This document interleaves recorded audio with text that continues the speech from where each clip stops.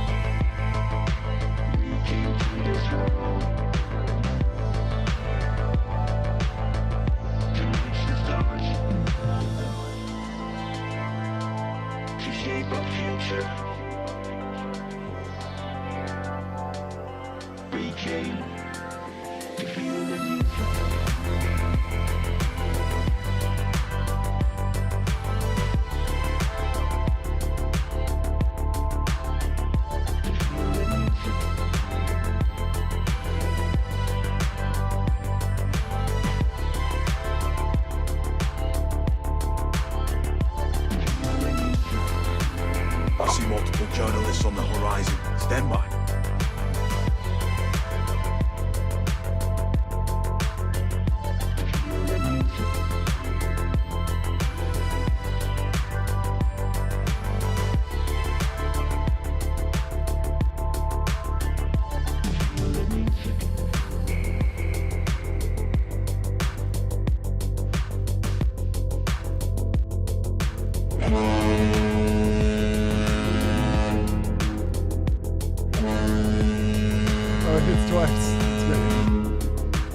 Oh, I think it hits several times. You're watching TBPN. Today is Wednesday, June 25th, 2025. We are live from the TBPN Ultra Dome, the Temple of Technology, the Fortress of Finance, the capital of capital. Let's run you through the headlines right now. Wall Street is panicking over the prospect of a socialist mayor in New York City. The Jane Street... Jane Street's boss says he was duped into funding AK-47s for a coup. Happens to the best of us. Shell is in early talks, not late talks, early talks. Not to advanced, acquire, though. not advanced Definitely talks, not advanced. to acquire rival British Petroleum BP. NVIDIA has ruffled tech giants with a move into cloud computing. That's DGX Lepton that we've talked about a few times.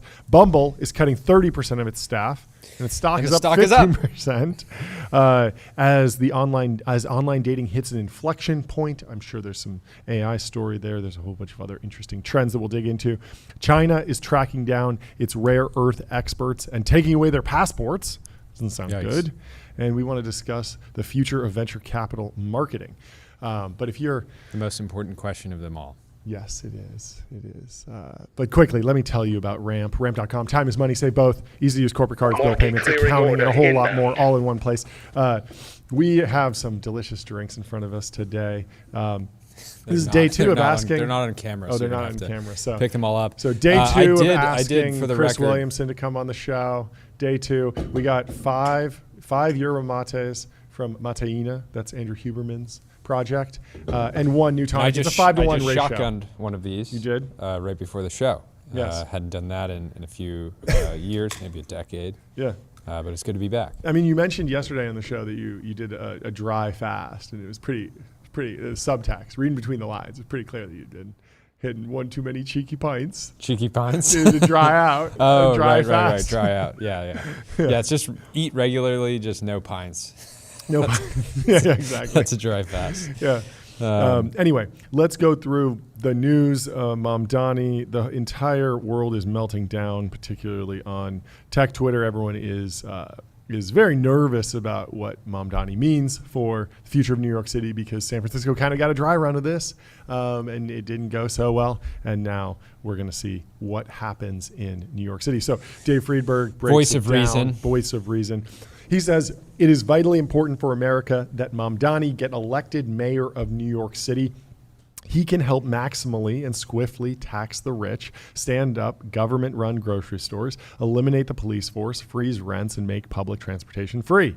It is unlikely that taxing the rich will cause them to move to other cities, collapsing NYC tax revenue, or that city-run grocery stores will fail to increase fresh vegetable consumption in the inner city, or that the elimination of the NYPD will cause a rise in crime and a decline in quality of life, or that freezing rents will drive landlords to dump properties, collapsing prices and property tax revenue, or that free public transportation will result in union-led kleptocracy. No way. I'm sure this time socialism will be different. If Americans don't want to learn the lessons of socialism's failure elsewhere, we should aim to learn them here as quickly as possible. Let's make sure 1 or 2 cities and states fall apart fast so the rest don't have to. Elect Mamdani. After accruing $2 trillion in student loan debt that they will never be able to pay down, it is no surprise that the college educated in New York City are supporting Mamdani 61-39. The current system has failed them. But the truth is, more government may not be the answer when too much government, indiscriminate federal student loans, regardless of cost or quality of degree or institution, may have gotten them into this moment. A gentle reminder, though, that an articulate ignoramus isn't more correct than his less charismatic, authentic political rival. Facts, data, truth still stand above theory, innuendo, and BS. Socialism won't work. If we have to relearn that lesson the hard way, let's do it fast and elect Mamdani. Very interesting.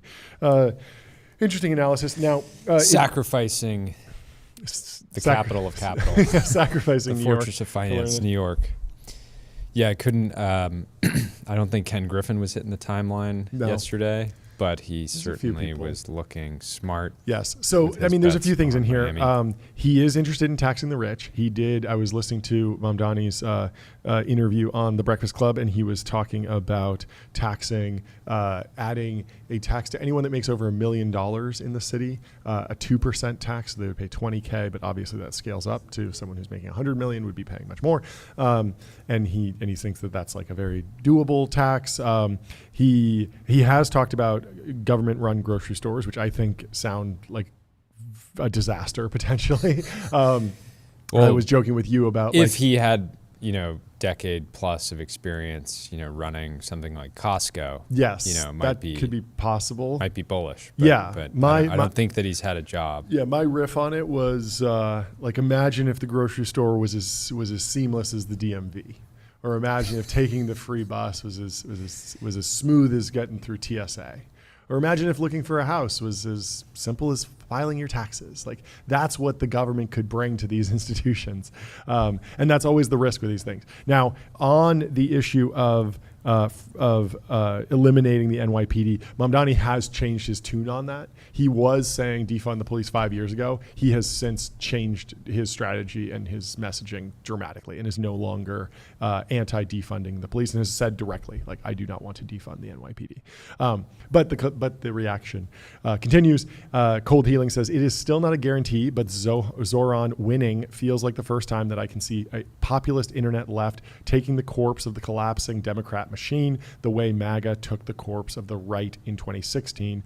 Don't think they've had any victory this significant. And I agree. I mean, AOC was the first kind of example of that, but it is interesting that this is very much the Bernie bro left is now actually winning elections. And it does speak to, the Democrat machine just failing, basically. What's interesting is that one of the takeaways from the 2024 election was like the podcast election. It's the podcast election. You got to be doing all these podcasts. Mamdani didn't actually do that TikTok. many. Yeah, it was more driven by his TikTok. So I remember we discussed it, and I was saying like the next thing after the podcast election. Didn't he do something with Derek Thompson? Yes. He did Joe Weisenthal. Yeah. He did a few, but it feels like he really dominated in short form video. Yeah. He's really sort of direct. Yeah, and the viral clips. Good branding around his sad policy suggestions. And the viral clips were not from his podcast appearances. So even though he went on The Breakfast Club and gave a big talk there, He did like a 40-minute interview. That was not what went viral. What went viral were his scripted and well-edited TikToks, basically. And the stats that he put up on TikTok were pretty staggering. I was pulling them up. He has almost 1 million followers and is just absolutely lapping everyone else he was going up against. Yeah. And Cuomo was engaging in a little bit of hubris, right? Sort of leveraging his network and his various allies to put together this coalition, and kind of wanted to ignore the new way in which candidates actually need to run campaigns if they're competitive. Yeah, it was an odd choice because he had to step down, right? And he was pretty racked with controversy, and it just feels like that's an odd pick for the Democratic Party to actually go back and double down on. Should we play one of Mamdani's rap songs? He was a rap musician historically. He's moved on from that, but if there is a good one, I think playing the clip from his interview that we have, I believe, pulled up would be. Okay, Tyler, I just sent you. You remember Vivo? On YouTube. Yeah. He's got one of his songs. He went under the moniker Young Cardamom. Okay. And from 8 years ago, there's one on. So Tyler, why don't you listen to this and let us know if it's worth throwing up. Okay. With regard to Cuomo, I think the problem is his car. Yeah. Do you know what he drives? Was it the Scat Pack? He drives a Dodge Charger, Scat Pack wide body. It's a high performance vehicle. It is, but it's very American. It's not quite there. I think he would have won if he'd gone with the Dodge Challenger SRT Demon 170. Yeah. So the Scat Pack wide body, it's up in the 500 horsepower range. It's got a V8. It's not supercharged. And he was getting a little flack for kind of parking wherever he felt like apparently during the campaign. Apparently he got 7 speeding tickets or something like that. During the campaign. Yeah, in the last year or something. He's gotten just a ton of... Happens to TBPN interns. It does. Anyways, I think we got a video ready. It is not the rap song. Yeah. It is an interview. Let's play it. $1 a year. State budget about $252 billion a year. There is money. The question is what we spend it on. And what I've proposed is that we raise $10 billion to pay for our entire economic agenda and start to Trump-proof our city, because we know he'll use federal funding as leverage over this city. And we will do so in 2 key ways. The first is to match the state's top corporate tax rate to that of New Jersey. We are at 7.25%. They're at 11.5%. Corporations can pay it over there. They can pay it over here. And the beauty of it is that it doesn't just apply to corporations headquartered in New York City. Because when you say this, people will say, well, they're going to go to Florida. Mm-hmm. Wherever you are headquartered, as long as you do business in the state of New York, you are taxable for that corporate tax. We're talking about corporations that are making millions of dollars, not in revenue, but in profit. And the second is taxing the top 1% of New Yorkers. We're talking about people who make $1 million a year or more, taxing them just by a flat 2% tax increase. And I know if 50 Cent is listening, he's not going to be happy about this. Mm-hmm. He tends to not like this tax policy, but I want to be very clear. This is about $20,000 a year. It's a rounding error. And all of these things together, they make every New Yorker's life better, including those who are actually getting taxed. Now, you also want to cut I think the police. We can cut it there. It is funny because during this interview, Charlemagne keeps coming at him for the rap thing, and basically being like your rap was not good. and so Mamdani, how someone does one thing is how they do everything, right? Yeah, I don't know. But Mamdani keeps having to be like, I know you're not a fan of the rap stuff, but let me go back to the issues. The thing I got to give him credit for is Zoran. Zoran is a cool name. It is a cool name. That is what I will give him credit for. So Polymarket nailed it. As usual, the news breaks Classic. on Polymarket beforehand. Signal breaks it down. He says, what's tragic isn't only that Mamdani won, it's that this was the best alternative to the system produced. You don't beat populism with legacy, you beat it with real competence and vision. But instead it was Cuomo, that's malpractice. Democrats learn nothing from Kamala. And Cuomo doesn't seem to he didn't seem to break through in any meaningful way.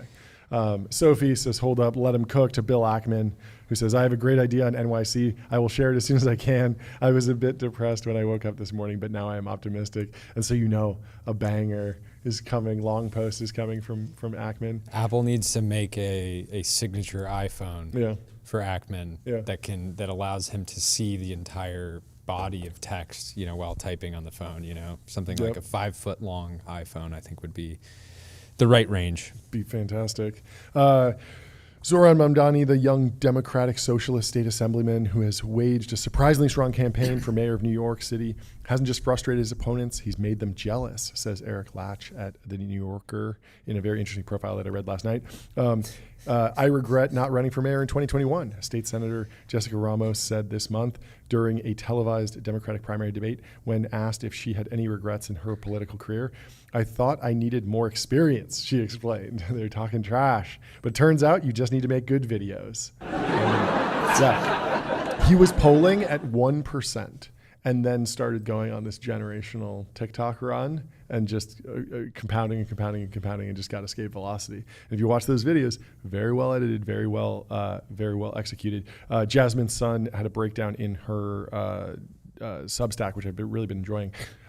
She says, I'm excited for Zoran, even if I don't buy every policy. We need to elect leaders, especially young people who are affirmatively excited about versus establishment heirs who people hold their nose and vote for. Without that energy, democracy is dead. And there were a couple of other people that chimed in on this, showing that, Lulu was talking about this. It sounds so basic, but he's too likable to lose.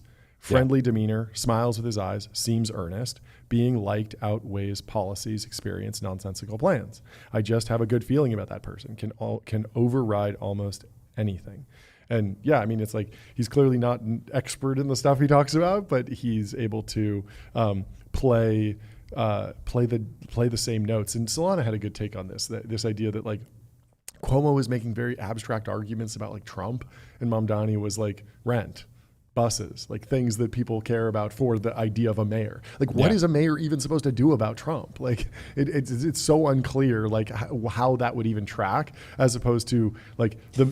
Well, I think if you saw what happened in LA, and you're more of if you're in the Kehr Bass army, you might think that the mayor does have a responsibility. But even then, like I think most people in LA would say the mayor would be more responsible for dealing with like fires than dealing with whatever happened with Trump. I don't know. I just think that immigration has become a local issue. Even in New York, they don't have a border with anyone. Like, it's got such an odd thing to. I mean, I get that it animates people, certainly. Like people pay attention to it, and so it definitely grabs like the attention of folks. But anyway, it was interesting to see the breakdown. Yeah, this was fascinating. Look at by income from the New York Times. Under $50,000 annually, Cuomo was dominating. Yeah, 50,000 to 100,000. Mamdani had 6 points. And then over 100,000, Mamdani had over 13 points. The luxury beliefs. Narrative violation a little bit. But not really if you were paying attention. No. I mean, this is the Peter Thiel thesis. This is the thesis of like who has been failed. It's the people who went to college and are saddled with debt. Not necessarily the folks who are working class and like grinding their way up. They're actually, you see this in Miami with like the Cubans that come over and are anti-communist. Because they're like, this is like, yes, I'm making under 50K, but I'm making more than I did last year, and I'm actually upwardly mobile versus the downwardly mobile.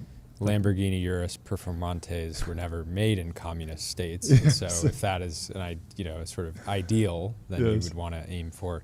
I mean, now's probably a good time to highlight this email from Peter Thiel to Mark Zuckerberg and Sheryl Sandberg, Mark Andreessen, and a handful of other Facebook board members in 2020. So Peter says, there are many themes that could be developed more here. Let me make a few quick points for now. Nick, I certainly would not suggest that our policy should be to embrace millennial attitudes unreflectively. I would be the last person to advocate for socialism, but when 70% of millennials say they are pro-socialist, we need to do better than simply dismiss them by saying that they are stupid or entitled or brainwashed. we should try and understand why. And from that perspective of a broken generational compact, there seems to be a pretty straightforward answer to me, namely that when one has too much student debt or if housing is too unaffordable, then one will have negative capital for a long time and or find it very hard to start accumulating capital in the form of real estate. And if one has no stake in the capitalist system, then they may well turn against it. And so this sort of explains why there's a certain voting bloc that is just generally in favor of increasing taxes, and they just gravitate towards that. In the sort of feeling like that this is Brad will directly Gerstner's benefit Invest them. America project.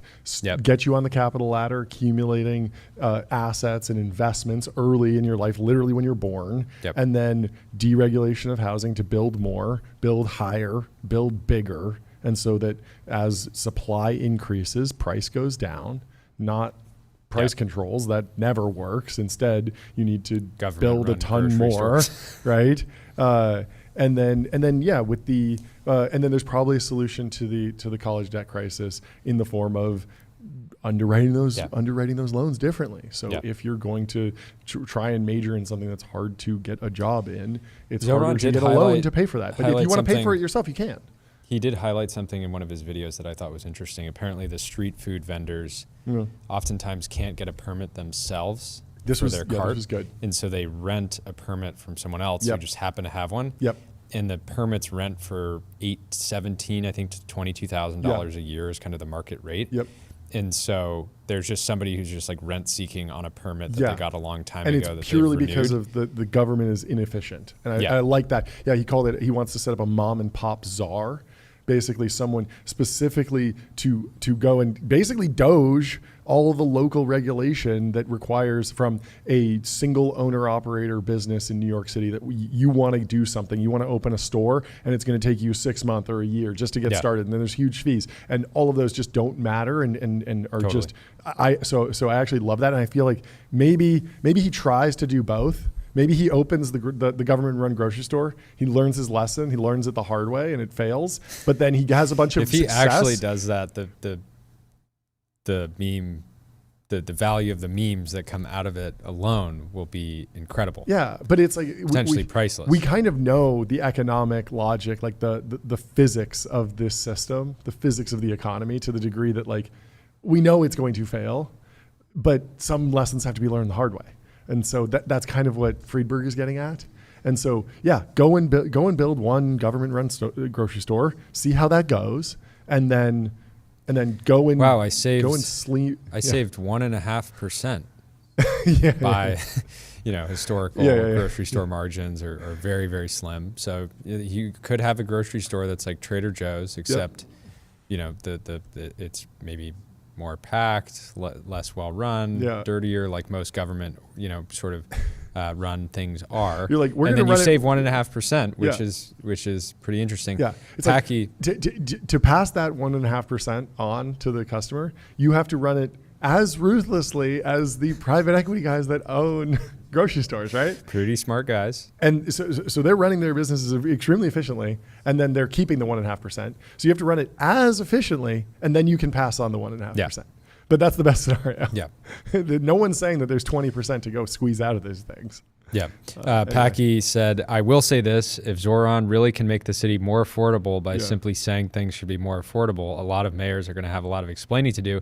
And maybe Zoran is taking a page out of Trump's book by just saying, hey, you guys in the oil markets, he's not the I'm watching one. you. Yes. I'm watching you. Yeah. Also, I mean, disregard there's a supply little and bit demand. of like truth zone here because a lot of people are saying like he will never make the rents go down, but then they're also saying like everyone's going to leave and rents are going to collapse. And so, maybe it's a head fake. Maybe he makes it so unattractive to live there that people leave. The rents actually do fall. You had a good bit. You had a good bit earlier. You had a good bit earlier. Zoran is in favor of the congestion tax. Yes. You were saying, what if you implemented just a constant, it was an hourly fee that you pay from being in the New York City city limits? Congestion tax, yes, exactly. On people. On anyone. So if you go there for a day, you're paying $30 an hour. If you're there for the whole year, that's like probably 200, 300K just to live there. But it's gonna decrease demand for housing or even stopping by. It's going to decrease tourism. If you just destroy demand, then then price will go down. Price will go down. Price will go down. And if And that's so the goal, there's maybe something there there. are different ways. You can increase supply or you can decrease demand. And it does feel like he's at least we're seeing. I don't actually buy the idea that people are going to be like, yeah, we're moving to Florida or whatever. I think the people that live there are going to. He still hasn't won, even if he wins. Actually getting the stuff through is going to be hard. The thing is Eric, Eric Adams is producing a really high volume of iconic moments that are doing well on social. Mm-hmm. Not really oriented around policy Sure. as much as just sort of saying funny things. Yeah. But it's resonating in a way. Yeah. And so it could be a much tighter race. Yeah. What and is then also like the whole what freeze is the the rent thing. actual- People think he's like the immediate proposal will be like all rent will be frozen forever. It's like there are already rent controlled apartments in New York City. He's just proposing to be like more aggressive. So he's like all he's saying is like I will be turning the volume knob to the left. But the volume knob is not necessarily going to go to 0. It's not necessarily going to go to 11 with another mayor. And so I think a lot of this is rhetoric, and when if he gets in office and tries to implement some of this stuff, it'll be blended in certain places over time. I would be surprised if there was like a mass exodus from New York City, but maybe it's time to go long Miami. Who knows? Anyway, Liz Wolfe broke down who she saw canvassing for Zoran. She said she talked to a dozen or so canvassers, and they were all so sweet. Also, the vast majority of them were white men in their 30s. Literally all of them were childless. God bless them all, but there's a fair bit of Peter Pan syndrome I'm sensing. I don't know exactly what that means. It is so nice that they think they know how best to design and improve all of our lives, but my goodness, very few of them have big boy jobs or families or real standing in the community. You know, Venmoing a mutual aid fund every once in a while, ain't it, dog? Maybe I'm extrapolating too much, and maybe we'll all become close friends in the breadlines. But Liz writes for Reason Magazine. But Zoran's campaign is amateur hour on every level, supported by many folks who don't really understand what their fellow New Yorkers want or need, or how this works on a macro level. Interesting. Well, it doesn't matter because they came out and voted, and he won the primary. So, anyway, Ken Griffin Joe got Gebbia Zoran. says, "Who's voting for someone that promises city-owned grocery stores?" I don't get that. What is he saying? I mean, a lot of people are. Like, yeah. Like No. He's just it. wondering. I don't think he has any. And maybe if he looked in the last 20 people that he texted, nobody wanted to do that. Sophie, Dan Loeb says it's officially hot, commie summer. Yeah. And Sophie closes feels it that out way. with Ken Griffin got Zoran elected to pump his Miami real estate bags. 200 IQ move, 5D chess. You love it. Zach Weinberg says, true pro-crime candidate, end cash bail. It's crazy that decriminalize Zach sex Weinberg work, is quote tweeting libs of TikTok.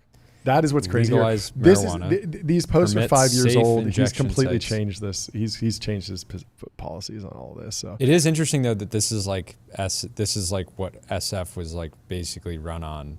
During the and it was 2020 like to already 2025, like a we ran this failed experiment. You would think, but maybe he learned from SF. yeah. I mean, it does seem like he's pulling back on almost all of these, basically, at least in the current rhetoric. Net Cap Girl says Ken Griffin got Zoran elected to pump his Miami real estate bags. 200 IQ move, 5D chess. He is investing $1 billion in a complex in Miami. But also, he was never a New York guy. He was a Chicago guy. Yeah. So Well, and when he left Chicago, that has done material Really? damage to Chicago's. yeah, I figured they business still had. ecosystem. I figured they still had like a pretty large operation there, and they were more just like expanding and growing and re-headquartering, but still a huge presence in Chicago. But maybe they really relocated the whole firm. It's hard to relocate a whole firm. You talk to many of the VC firms that like tried to kind of relocate, and it's like, oh yeah, we still have a ton of people up there or whatever. Anyway, if you're designing your next move, get on Figma.com. Think bigger, build faster. Figma helps design and development teams build great products together. You can build a website as fast as you can design one. Ooh. It is magic. Anyway, Get on Figma. In the high finance world, we have news from Jane Street. Gordon Gekko breaks it down, says all this Zoran news is distracting us from the fact that I Jane love how Street do you notice he says Zohan? Zohan, yeah. Zohan. He misspells it. The fact that Jane Street tried to overthrow Sudan. So Jane Street boss says he was duped into funding AKs for coup. And another account says Jane Street tried to overthrow the Sudanese government by supplying Harvard-educated rebels with AK-47s. And you think Mamdani is going to be able to raise taxes? LMAO, get real. That's a good point. I'm calling for a complete stop on Jane Street until we find out more about what exactly OCaml is doing to the brain. I love that because that's their programming language. And Joe Weisenthal says, things you never want to say, hashtag Jane Street boss says he was duped into funding AK-47s for coup. Quantium says, obviously Harvard never had the juice, but what an embarrassing L for Jane Street that they couldn't even successfully orchestrate a coup in a mid-sized African country with a deeply unstable government. It's wild. Well, the story is in Bloomberg and says the indictment reads like a cinematic plot. A Harvard fellow and another activist allegedly wanted to buy AK-47s, Stinger missiles, and grenades to topple South Sudan's government. What they lacked was enough cash. Now, Jane Street co-founder Robert Graneri concedes he put up the money, saying he was duped into funding the alleged coup plot. The role played by the wealthy recluse behind a Wall Street trading powerhouse emerges from the U.S. prosecution of Peter Ajak, the Harvard fellow who was accused last year of scheming to install himself atop the East African nation. It does seem like something out of a movie. Graneri is a longtime supporter of human rights causes, his lawyer said in a statement. In this case, the person Rob thought was a human rights activist defrauded Rob and lied about his intentions. The case came to light in March of 2024 when federal prosecutors in Arizona charged Ajak and Abraham Keach with conspiring to illegally export arms to their home country. Both have pleaded not guilty. While prosecutors haven't said where the defendants obtained several $1 million for an attempt to buy military-grade weaponry, Ajak's lawyers pointed to Graneri in a recent filing, saying the 53-year-old financier was vital to the plan. Without the significant financing that Mr. Graneri could and agreed to provide, the alleged conspiracy would have been impossible. And somehow George Clooney's involved. We're going to get to that in a second. They wrote in the document late May. Did he provide the lubricant, the tequila? I don't know. Here he is. Gotta be pretty. Yeah. We'll get to it. I mean, this is a fascinating story. So, the lawyers accused authorities of selectively prosecuting two black men, even though support also came from Graneri and Garry Kasparov, the chess champion and prominent Russian dissident. The U.S. hasn't accused either of them of wrongdoing. Well, yeah, I mean, that makes sense because, like, somebody comes to you and they ask you to raise, hey, I'm starting a company, you wire them $1 million to build that, and then they go off and do something completely different with the money. Like, you're definitely a victim in that scenario. Yeah. But I guess the question is, like, did they know more? And that's what this article is digging into. But it feels a little, I'm not seeing a lot of evidence here. Let's continue to dig in. So Kasparov came to know Ajak when the chess master was the chair of the Human Rights Foundation. He later connected Ajak with Graneri, according to people familiar with the situation who asked not to be identified. My record and my values are clear and they remain unchanged, Kasparov said in a statement sent by a spokesperson. I have spent much of my life standing up for civil rights and promoting democracy around the world. To industry outsiders, Jane Street is probably best known as the former employer of Sang Bankman-Fried. That's not how people know Jane Street. They know them as the maintainer of OCaml, of course, the programming language. Of course. And also a high-frequency trading firm. You should know about Jane Street. But yes, SBF did also sponsor of Dwarkesh Patel's podcast. That's right. Yeah. There's so many different reasons to know Jane Street besides SBF. That's ridiculous. This is, but I guess SBF is the most like headline grabbing, so Bloomberg needs to write it that way. But across Wall Street, the market-making firm is a source of fascination, known for turning mathematicians into traders who mint profits. It generated $20 billion in net trading revenue last year, helping it leap past the likes of Bank of America and Citigroup. Wow, they're making more money than B of A. That is crazy. Mogged. Despite Jane Street's ascent in the industry, Graneri has kept a low profile. He's got to go on the Dwarkesh podcast. You know they're connected. He's Founders one of the firms. Podcast. The new show. Yeah, the new show would be great for that. There's a bunch of shows that Invest Like the Best he'd be great on. Hopefully he can come out and tell the full He story. might have to here. do a press tour. He should. He should. I mean, he should just to talk about OCaml and He's like, the trading. coup was a small bet in a large portfolio, and I was misled.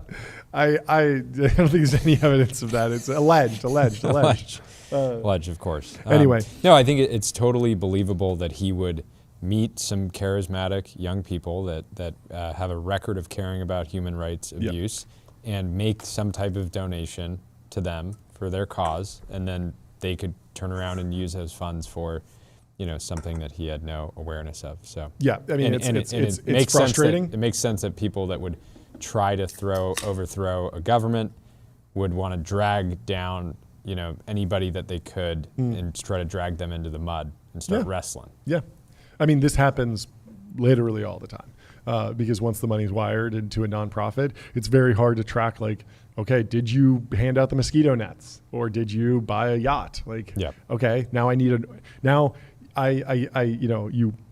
you wire. Part of what makes Silicon Valley so great is like you have a handshake deal, you sign a safe, and there's kind of an expectation that I don't need to check up and make sure that you're not defrauding me. It's pretty rare that true fraud happens because Silicon Valley is built on trust. But when you're gallivanting around the world, even if you are trying to invest in humanitarian efforts all over the place, much harder to keep tabs on every single deal you've done or every single donation you've made. It's very hard.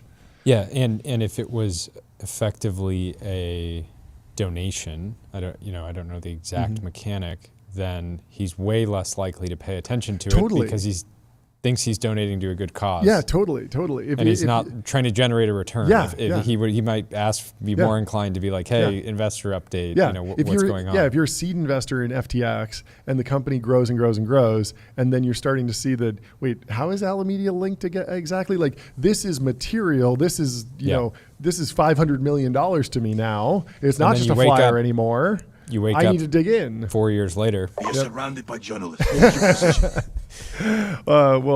Granary is certainly worried about being surrounded by journalists. He's kept a low profile. He's one of the firm's 4 founders. I didn't know this. He's the only one still there. He's not featured on the company's website and public photos of him. We got to figure out what the other 3 founders are doing, because if they're imagine they just made no money and they're just like PMs at big tech or something.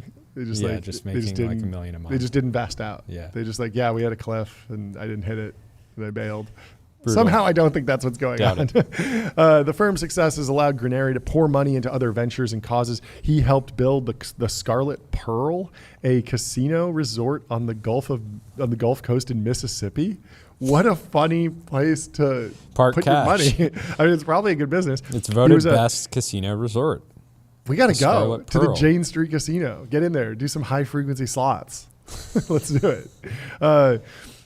He was a major financial backer for Republican presidential candidate Nikki Haley and has donated to the Equal Justice Initiative and the Institute for Justice. He also channeled money into causes Kasparov backed around the globe, so he's buddies with Garry Kasparov. South Sudan is slightly larger than France, became the world's youngest country after seceding from Sudan in 2011 following more than 20 years of civil war. And there's a photo of George Clooney here. The bloody regional conflict. George is like, how did I get dragged we're getting into to George Clooney. We're going to explain how George Clooney is related. So the bloody regional conflict displaced millions of people, drew attention from human rights activists, and gained mainstream awareness after actor George Clooney championed intervention in the early 2000s. Despite emerging as an independent nation, stability still eludes its people. Big lesson in there for regime change. Like this stuff is hard. Like clearly in this scenario, like there was enough momentum to create an entirely new country, and they were still actually setting up a robust democracy. Was difficult. They didn't get there. So Ajax aimed to change that. After escaping life as a child soldier in Sudan in the 1990s, he resettled in the United States as one of the lost boys. He went to study at the Harvard Kennedy School of Government before returning to Sudan as a World Bank economist. Pretty sick. After South Sudan's independence, Ajax became a prominent opposition activist and political prisoner there, later seeking asylum in the United States. One sticking point in the court case is how much, if anything, the U.S. authorities knew about Ajax and Keach's alleged plan to topple South Sudan's government. Attorneys for both men have signaled in court that they plan to pursue a public authority defense, essentially claiming that U.S. officials had supported their plan. Prosecutors said AJAC was told by the State Department in October of 2023 that it wouldn't fund plans for non-democratic regime change. AJAC and Kehr are accused of forging ahead regardless. For that, they needed financial backing. The financing took shape early last year amid a flurry of meetings. Some were at the law firm of Paul Hastings, where AJAC's former pro bono attorney, Renata Paras, worked, according to a May filing. Another attendee was public relations specialist Michael Holtzman, who previously advised the State Department. Is Michael is he like the Lulu of overthrowing governments? Of the deep state, of the State Department. Something like that. Maybe. Based on the government's indictment of Peter, it would seem he lied to me and others about his intentions from the outset, Holtzman said in a statement. Paras didn't respond to requests for comment. The search for cash culminated in a Midtown Manhattan condominium building that February, according to prosecutors. That's where Granary first met AJAC. The next day, charging documents allege AJAC sent an encrypted message to an undercover agent writing, "We are getting the funding." The financier later transferred $77 million in 2 stages, according to people with knowledge of the payments. Within a few weeks of the condo meeting, prosecutors say AJAC and Kehr inspected a cache of weaponry inside a Phoenix warehouse. They were soon arrested. That is so gnarly, and I'm disappointed that the story is ending here. I know. I was like, but This is a certainly there's 6 more pages of this story. This is fascinating. Cliffhanger. Anyway, let's take a break to tell you about Vanta. Automate compliance, manage risk, prove trust continuously. Vanta's trust management platform takes the manual work out of your security and compliance process and replaces it with continuous automation, whether you're pursuing your first framework or managing a complex program. Anyway, there is an M&A bombshell hitting the timeline that, no pun intended, Shell is in early talks to acquire rival British Petroleum, BP, but Shell denies the Wall Street Journal's report that it's in talks to acquire BP. So we have a little bit of an update to the story. M&A, just in the last 20 months, Morning Brew's breaking it down here. Shell BP is clocked at maybe $80 billion, but the deal's pending. Exxon and Pioneer are doing a $60 billion M&A deal. Chevron and Hess, deal still pending, but it's at $53 billion. DBAC and Endeavor, don't even know those companies, but $26 billion deal there. ConocoPhillips and Marathon at $17 billion, and Occidental and Crown Rock at $12 billion. So if you think the AI M&A deals are hot, you got to go over to big oil. Big oil and gas. Big tech, big oil, big pharma. These are the industries where the big dollars get thrown around. They don't attach big to an industry unless you're in the decacorn exchanging business. True. Pretty interesting. So the immediate market reaction to Shell's potential deal for BP. BP jumped 7% and Shell dropped 2.6%. I want to know what they're doing more recently. It looks like BP is up now 1.5% on the day. How is BP doing over the week or the month? This is the week? Okay. Yeah, they've both kind of retraced since Shell said, nah, we're not talking at all. So by market cap, Shell's around $207 billion, BP's around $87 billion. Those are big companies. Big companies. Anyway, we can run through the Wall Street Journal's report here. But first, if you're planning a complex post-merger integration, you got to get on Linear. John, your commitment to just use using Linear for everything is no. is but incredible. Of course, if you're building modern software, if you need to streamline issues, projects, and product roadmaps, you got to get on Linear. Linear is a purpose-built tool for planning and building products. And plus, they got Linear for agents. But Your oil and agents gas will love companies it. do Your need to agents, build software. If you're worried about getting paper-clipped, they should be on Linear. If you're worried about getting paper-clipped, get your agents on Linear. Yep. They will thank you for it. Yeah. So a deal for BP, which has a market value of roughly $80 billion, would be a landmark combination for 2 super major oil companies. Super major is a better term than Mag 7, in my opinion. We need that for the tech companies, the super majors. Super major. Oh, you're in the major leagues? I'm in the super majors. It's so good. So Talks between company representatives are active, according to people who are familiar with the matter, leak into the Wall Street Journal. And BP is considering the approach carefully. Acquiring BP would put Shell on firmer footing to challenge larger competitors, such as ExxonMobil and Chevron. It would be a landmark combination of two so-called super major oil companies, a group of multinational behemoths that dominate the production of the world's most important energy sources. Potential terms of the deal couldn't be learned, and a tie-up is far from certain, but the discussions are moving slowly.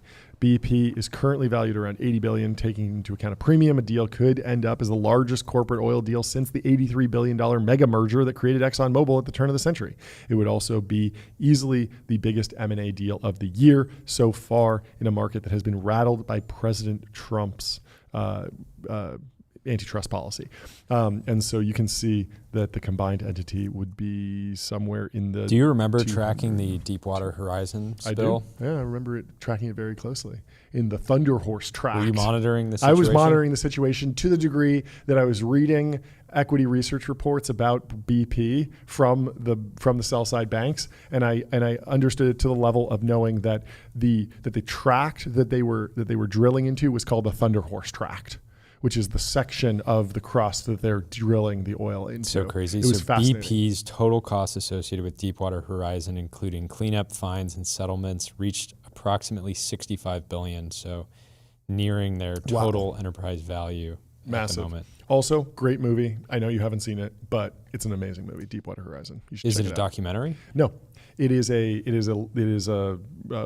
nonfiction recreation, but it's a full cinematic movie about what happens on the oil rig, and I believe Mark I like Wahlberg's movies in it. like that. It's awesome. It's a really, really great movie. Highly recommend it. A Shell spokesperson said, as we have said many times before, we are sharply focused on capturing the value in Shell through continuing to focus on performance, discipline, and simplification. Wow, nice. Yeah, fantastic. Basically saying like, Great hey, line. no comment, but also like we're shilling for Shell over here. We're shilling for Shell. A Shell- TBPN spokesman said, as we have said many times before, we are sharply focused on capturing the value in TBPN through continuing to focus on performance, discipline, and simplification, John. You should never decline to comment. You should always just do an leave a ad comment read. like just that. do an ad read. Bake it into the LLM. Switch your business to ramp.com. Do you have any comments on your intern allegedly, contributing funds to overthrow a government? Switch your business. As we have said many times before, we are sharply focused on getting our viewers on numeralhq.com, sales tax on autopilot, spend less than 5 minutes per month on sales tax compliance. Shell comes into the talks operating from a position of strength, with its stock sharply outperforming BP in recent years. Shell, which like BP is based in the United Kingdom, but has operations around the world, has a market value of more than $200 billion. BP has been a laggard among the major oil companies after an ill-fated push away from fossil fuels into renewable energy. It's also suffered years of management upheaval and operational disasters. And so it seems like actually their desire to step away from the bread and butter of the business, oil, has been potentially a bigger weight on the stock price, because like those M&A sell-side research reports that I was reading during the Deepwater Horizon crisis, they were very accurately predicting the long-term impact of that crisis on the stock immediately. Yep. So it was priced into the stock very quickly, and the stock dropped a ton and wiped a ton of market cap off. But then they were kind of set up to kind of rebuild, and there weren't many surprises coming down the pipe after a few months or a few years. And so more recently, Elliott Management, which owns more than 5% of BP shares, has pushed for changes at the energy company. It's interesting since though, last February. BP had been performing had basically been down only for since few the years. Financial crisis, and then Deepwater Horizon hit, and it was just down even. When asked publicly, Shell's chief executive officer said that recently the company's bar for big deal making would be high. Shell in May announced a multi-billion-dollar share buyback plan, the latest in a long series of big share repurchases. Shell has been working with bankers on a potential sale of its chemical assets in Europe and the US, the Wall Street Journal previously reported. For Shell, acquiring BP would take years of integration, complicated by culture clashes, and possibly the sale of overlapping assets. But a deal could give Shell's global trading business greater reach and bolster its dominance in areas like liquefied natural gas. Analysts and investors also see a good matchup in the company's Gulf of Mexico operations, which the U.S. now calls the Gulf of America. That's right. That's right. All the oil companies had to change all their internal documentation. And so Bloomberg News That's reported sticking, this earlier. right? I think it's sticking, yeah, until the next election, and there'll be a new EO, and it'll go back to something else. But Well, it would be pretty funny as an American president to write an EO to rename it yeah. something other than the Gulf of America. Well, there's some other news in here, but I think it'd be fun to debate the future of venture capital marketing. I was on a call recently with a GP at a very big fund, and they were asking me about strategy and where the future is going. And media is obviously evolving very quickly, and I was kind of noodling on a bunch of different things. But what I came to was maybe this idea that venture capital is interesting because it's not a direct response product in the sense that it is not available to everyone. They are in the business of selling money, but not everyone can buy it. And so that kind of puts it in the same league as, ultra high net worth wealth management products, or even Rolexes. high horology, Rolexes that are in demand. People, they still advertise Rolexes. They advertise them at LAX, the clocks are Rolexes.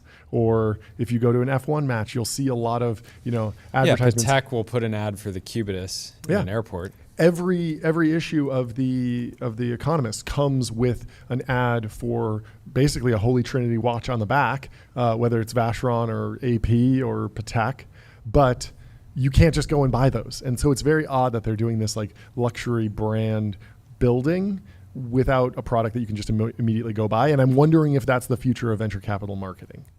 And so my thought was that maybe that's where the VC firm should really be pushing into. Well, yeah, let's talk about the current strategy, right? Yes. The current strategy is post on X. Yes. Go on podcasts. Yes.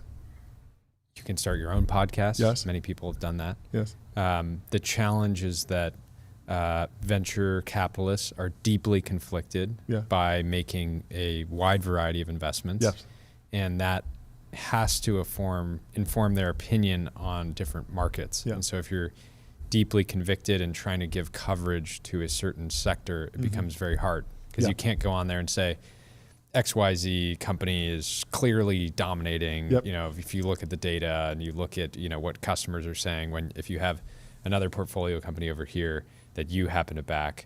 And so it creates this sort of challenge of providing great media products because of that conflict. Yep. Now, you can still get around this, right? And there's different ways and there's different approaches. You can do an interview show, which allows you to, but that's just one type of content. And the problem with that is that it takes the focus off of you and puts it on your guest. The person. Right? And so it's the person's a good interviewer, but what do they actually believe? Yeah. Yeah, so the challenge is anytime you are creating media at all or talking, you're doing marketing for whatever you're doing. You can't get away from it. It's all marketing all the way down. Now, the sort of subcategories I think that are interesting, I've always said that Sam Lessin, right, he's got fans, he's got haters, but he has a unique media product in the screenshot essays that he does that tend to strike a chord, and some people, it resonates with them, other people want to dunk. But it is an effective format in order to provide commentary, and it's very efficient, right? He doesn't need a big marketing team to actually pull that off. So I think it's super key to find a specific format. But then the alternative is instead of hiring a production team and producing podcasts yourselves, you could do something like what you're talking about. Yeah. I when I think of the four really great, or a few really great VC marketing examples, I think of 0 to 1 by Peter Thiel. He's never tweeted, but he's tweeted once, and it was a link to his book. And that book was such a good outcome that it's sold in airport bookshops, right? And he just dropped an amazing book, and then that book just continued to compound and was extremely valuable in terms of like building his brand. Naval has a similar story where his Twitter posts, the how to get rich without getting lucky, went so viral. And when I think about both of those, and then it was eventually turned into a book. Yep. But when I think about both of those, they're not about specific companies or near-term thesis, or they're not news products. They're reflections on how the world works, reflections on like timeless principles, right? Then I think about Paul Graham's blog. It's not on a regular cadence. It's not a weekly Substack. It's not a news product. It's reflections on like, how did Steve Jobs run his company? And maybe he'll like pump his bags a little bit by like talking about Airbnb, but he's talking about like what Airbnb did in like 2009 or something. Yeah. And it's like, it's completely irrelevant, and it doesn't feel like, oh, I'm getting a buy rating on the stock right now. It's better to pump your bags when you end up being tremendously correct. Exactly. Right? Like Exactly. some of the early writing, Yeah. I feel like, and even commentary on Sam Altman Yep. just clearly ended up being true. Yeah, right? 100%. And it's not, and he's not saying anything about the fair market value of OpenAI or Airbnb at this moment. He's not talking about Airbnb's newest release. He's talking about Brian Chesky as a person years ago, and it's reflective. And I think that works really well. Mark Andreessen, similarly, the ability to go into the Wall Street Journal and write an op-ed is a great way to go and actually break through and bring that idea, but it has to be from the individual investor. I don't think it's something that can be like formulated from a team necessarily. Yeah. So there's kind of this I feel like we're going to see more of like this barbell strategy where the future might be like when the GP has a really insightful piece of commentary, they take it to a Wall Street Journal op-ed or a book or a thread or a screenshot essay, or you're just seeing the brand, and you're seeing the brand on the back of, and I was thinking like, what is the equivalent of like the Patek Philippe ad that appears on the back of the Economist every week? It's like, I was thinking venture capitalists should go and buy the back of like the Stanford Review or like the Waterloo, campus newspaper. Like that should have an ad for a venture capital Or the Derek firm. Thompson newsletter. Yeah, exactly. But But I think aligning with these iconic properties, yeah, people who are doing their life's getting work. a full page ad in the journal. But most importantly, like when Patek Philippe sponsors The Economist, they are not trying to shift The Economist's coverage towards like being more bullish on Swiss watches. They're just like, we don't even know what you're going to put in this issue. We're just going to be on the back there looking good and telling you the vibe of the brand. John, a full page color ad in the journal Yes. costs around $248,000. Yes. Which is about the cost of what somebody needs to pay to get a really great, like truly great producer for their own show. Yeah. And so is it going to be more powerful for your brand to just dominate the journal for a day? Yeah. Or have your own podcast? Yeah, and there are more narrow properties too that are like the journal is extremely broad in all of business. But there really are more narrow products that would work. But every time they've gotten there, it's been misaligned around like what the actual coverage is. But I don't know. Maybe we'll see an F1 team. Maybe we'll see Jet Suite X, the terminal, like sponsored by a VC firm. That would make a lot of sense. Like you get off in Silicon Valley at the Jet Suite X terminal, and boom, you're presented with an ad for a VC firm. I don't know. We'll see. We'll keep covering Something it. there. Well, we have David Senra coming into the studio. We're going to ask him about VC marketing. We're going to ask him about the New York election. We're going to ask him about all the things that you've been just waiting to get Senra's opinion on, because he cares so much about current events. That's all he cares about. It's venture capital and current events. Yep. That's his jam. What's going on? Can you hear me? Yeah. This is the great Malibu blackout of 2025. So I went to our mutual friends and esteemed past TPPN guest, Rob Moore's house. He's lucky enough to let me post up here on my laptop and talk to you guys. So we got to thank Rob for this. Your neighbor. I was wondering if you were renting a house, how you got so many books lined up already. But it makes sense. Could you imagine? No, I told him we were looking for places to set up just now. I was like, dude, you can't beat this background. Like this library that has this house is incredible. Yeah. The only thing I don't like is when people they organize their bookshelves by color. That drives me fucking insane. So that's the only thing. Whoever designed It's like this room how did to a great prove job. that you don't actually read is just organize it by pretty colors. It bothers me. They should organize it by episode number like everybody else does, like I do at my house. But if you're not making a podcast, what is the logical, better way to order? Is it alphabetical? Is it by year? No, I used to do it by in order that I read it, and so you kind of see your interests evolve over time. Yeah, that makes sense. Interesting. Yeah. Yeah. And then you have a separate like intake shelf for things that you haven't read.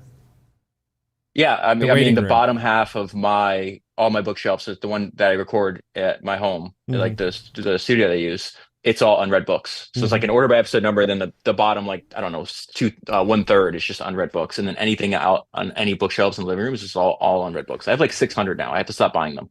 Yeah. When are you gonna start like printing and binding the materials that you put together for the shows, the episodes that you do that aren't based on a single book?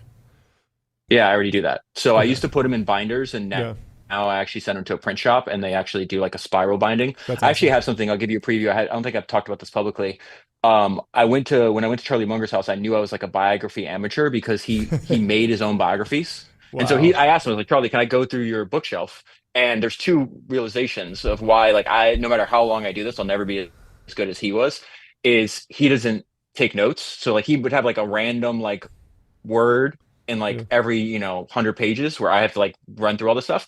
But at the very bottom, because he told me that he thought that remember you always want to have me come on here and have this debate about who's the greatest entrepreneur of all time. The GOAT debate. Charlie said that it's obviously Rockefeller and that Standard Oil is the best company ever created. And there was this interview that Rockefeller did at the end of his life, and the transcript of it is like 1,700 pages long. And Charlie printed it out and put it into binders. Wow. And so actually a friend of mine who does this podcast called the Rainmaker Pod, he found the 1,700 page transcript for me. And then so if you go to my house right now, it's going to take me fucking months to do this, but I have a 1,700 pages of Rockefeller's own words. So that's probably going to be the longest episode of Founders I'll ever do. It's probably going to be like 5 hours long or something. So yeah, I already do make them. Why wouldn't you just break it up into multiple episodes? Maybe I should. No, I think I'd break it up into multiple recordings, because sitting down, if you see, like, if I do an hour-long episode, right, that, usually I'll talk for like 2 or 2.5 hours. Like I kind of do, like, you ever heard of Rick Rubin's idea of like the ruthless edit? Yeah. I thought it was like really interesting. He's got this highlight when he went on Lex Friedman's podcast. I thought it was really good, where he's working with an artist and he's like, hey, let's say you make 30 songs. Let's just assume we can only fit 5. We can fit 5 on the album. What are the 5 best ones? And so then they put the 5 on there. And they're like, okay, if we're going to add to these 5, it means number 6 has to be really good. And so now you have 25 to pick through them. What's the 6th, like the next one that's just as good?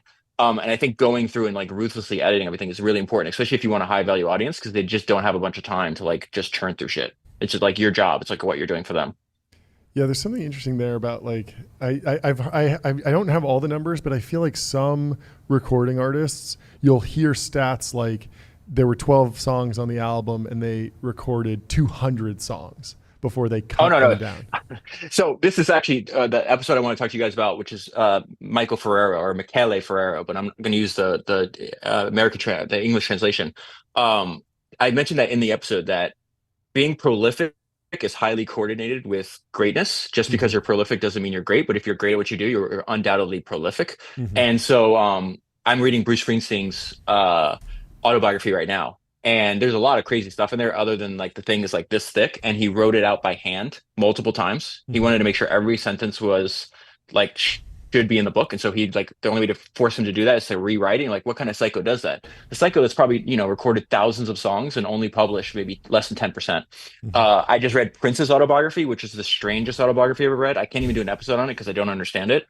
But when he died, he had so many unreleased songs in his vault that he could release a new album every year for the next century. Wow. So you see this over and over again with like Michael Ferrero, who essentially, like, I'll just give you like the high level thing because most people have never heard of him, and there's no biographies in English of him. So my friend Cameron Priest, who's another psycho that reads all these other biographies, he translated from Italian for me. And Ferrero owned 100% of his company. The company does $20 billion a year in revenue, no outside shareholders. He worked on it from the age of 19 until he died at 89. So he has got 70 years of experience in building his company. He vertically integrated the entire thing. He went to like absurd lengths. He wound up monopolizing like hazelnut production in the world. So like 1 out of every 3 hazelnuts went to his company Ferrero. And then he also became the largest, not only producer of hazelnuts, but he also sold them to other companies. But Super one thing underrated nut, by the way. It is. It's a great one. Under discussed. This is the guy that invented Nutella, Tic Tacs, Ferrero Rocher, the Kinder brand of chocolate. He's like the real life Willy Wonka. He would commute to work by helicopter because he lived in Monaco, right? This is something that sounds like Jordy would do. Jordy came to my house yesterday, and I'm watching up the hill, and I see the TPPN all black Maybach come up the hill. And so Michael Ferrero's pulling into your version palatial house. Wait, cut that part. So the funny thing is, this guy lived in Monaco, right? And he actually moved because he grew up in rural Italy. He grew up poor, which is really fascinating. But there was all these kidnapping attempts in Italy, so he's worried about being. He was the richest person in Italy for a very long time, one of the richest people in the world. The joke is, like, I titled the episode like, "Oh, Michael Ferrero and his $40 billion chocolate empire," because if you Google him, they're like, "Oh, Ferrero's worth $40 billion." No, it's worth multiples of that. The guy's doing like, it's insane what that company would sell for, and his son still owns all of it. Wow, and so anyways, this guy would commute he was so obsessed with quality, he would commute from Monaco by helicopter and go to every single one of his factories where the product was produced and insist on tasting the like what they're producing that day himself, because he says, like, you have to control the quality yourself. He was completely obsessed. But the reason I bring up the prolific part is because in his lifetime, he ran tens of thousands of different experiments on different like mixtures of the stuff that he's making. And in one case, like, they said, hey, he'd get in the tasting room, which he considered like a secret laboratory, at like 8 in the morning. He'd stay till dusk. They would they'd run experiments all day on one single one of their products, and they'd run like 70 to over 100 experiments on one single product each day. So this like idea of being prolific, you see it over and over again. Like how many 3-point shots has Steph Curry put up in practice? Yep. How many songs has Bruce Springsteen written? How many different iterations did Steve Jobs do on his products throughout his lifetime? It's just incalculable. Yeah, the prolific thing is fascinating. I feel like there's a massive underrated hack in just doing something daily if you can work it into your lifestyle. Like, I'll give you 2 funny examples. Are you familiar with Beeple, the NFT artist? Yes. So he made a 3D rendering every day for the first 1,000 days. It was multiple years. It was almost like a decade of work. And then he was at a point where his career was taking off. He had been mentioned on Joe Rogan. His Instagram was growing. He was getting consulting gigs to do motion design and rendering consultancy for like the Super Bowl. So he was like making good money as a commercial artist. But then when his work went to auction during the NFT boom, he made $70 million like that. Yeah. and it was just all the value captured. I think it was $69 million. Yeah. Classic. But he sold some other stuff. So I think he walked away with like 70 million. He famously swapped it into USD immediately because he was like, I don't think he was like a crazy crypto person, but he just realized that, like, I've been building for this forever. This is the time to value capture. And so I'm going to do it. The other funny one is Jake Paul. Jake Paul has that rap song, "It's Every Day, Bro," often lampooned online, but it really does. If you flip it around to, instead of asking the question of like, do you like Jake Paul's work personally as an artist, to just why is Jake Paul successful? Why is he the name that we know? It's very clear that he was vlogging every single day for years and got extremely, extremely good at it. And it built up this muscle where he can produce something, and it just got better and better and better and better and better until he was able to just dominate the internet. There's a clip going around about Michael Phelps about this, where he, on his run when he became the most dominant swimmer of all time, he's just like, any day that I took off, put me behind 2 days. Mm-hmm. And so there's this idea of and he went through like his schedule, and I forgot, he had the numbers, like, a couple thousand workouts per like to get ready for Olympics. Like he counted how many workouts that he did. Yeah, there's actually the idea of being prolific. Have you guys had Jackson Dahl on the show yet? Not yet. We got it. Oh, we've invited him a couple times, but we're working on it. Our people are talking to his people. Okay, perfect. Because he actually has a tweet about this that I think is really important, and I think Jackson's doing an excellent job. Like he's one of the best. He has one of the best new podcasts, Dialectic, and I've been talking to him a lot about his podcast as much as possible. I just saw him in New York last week, but he talked about the.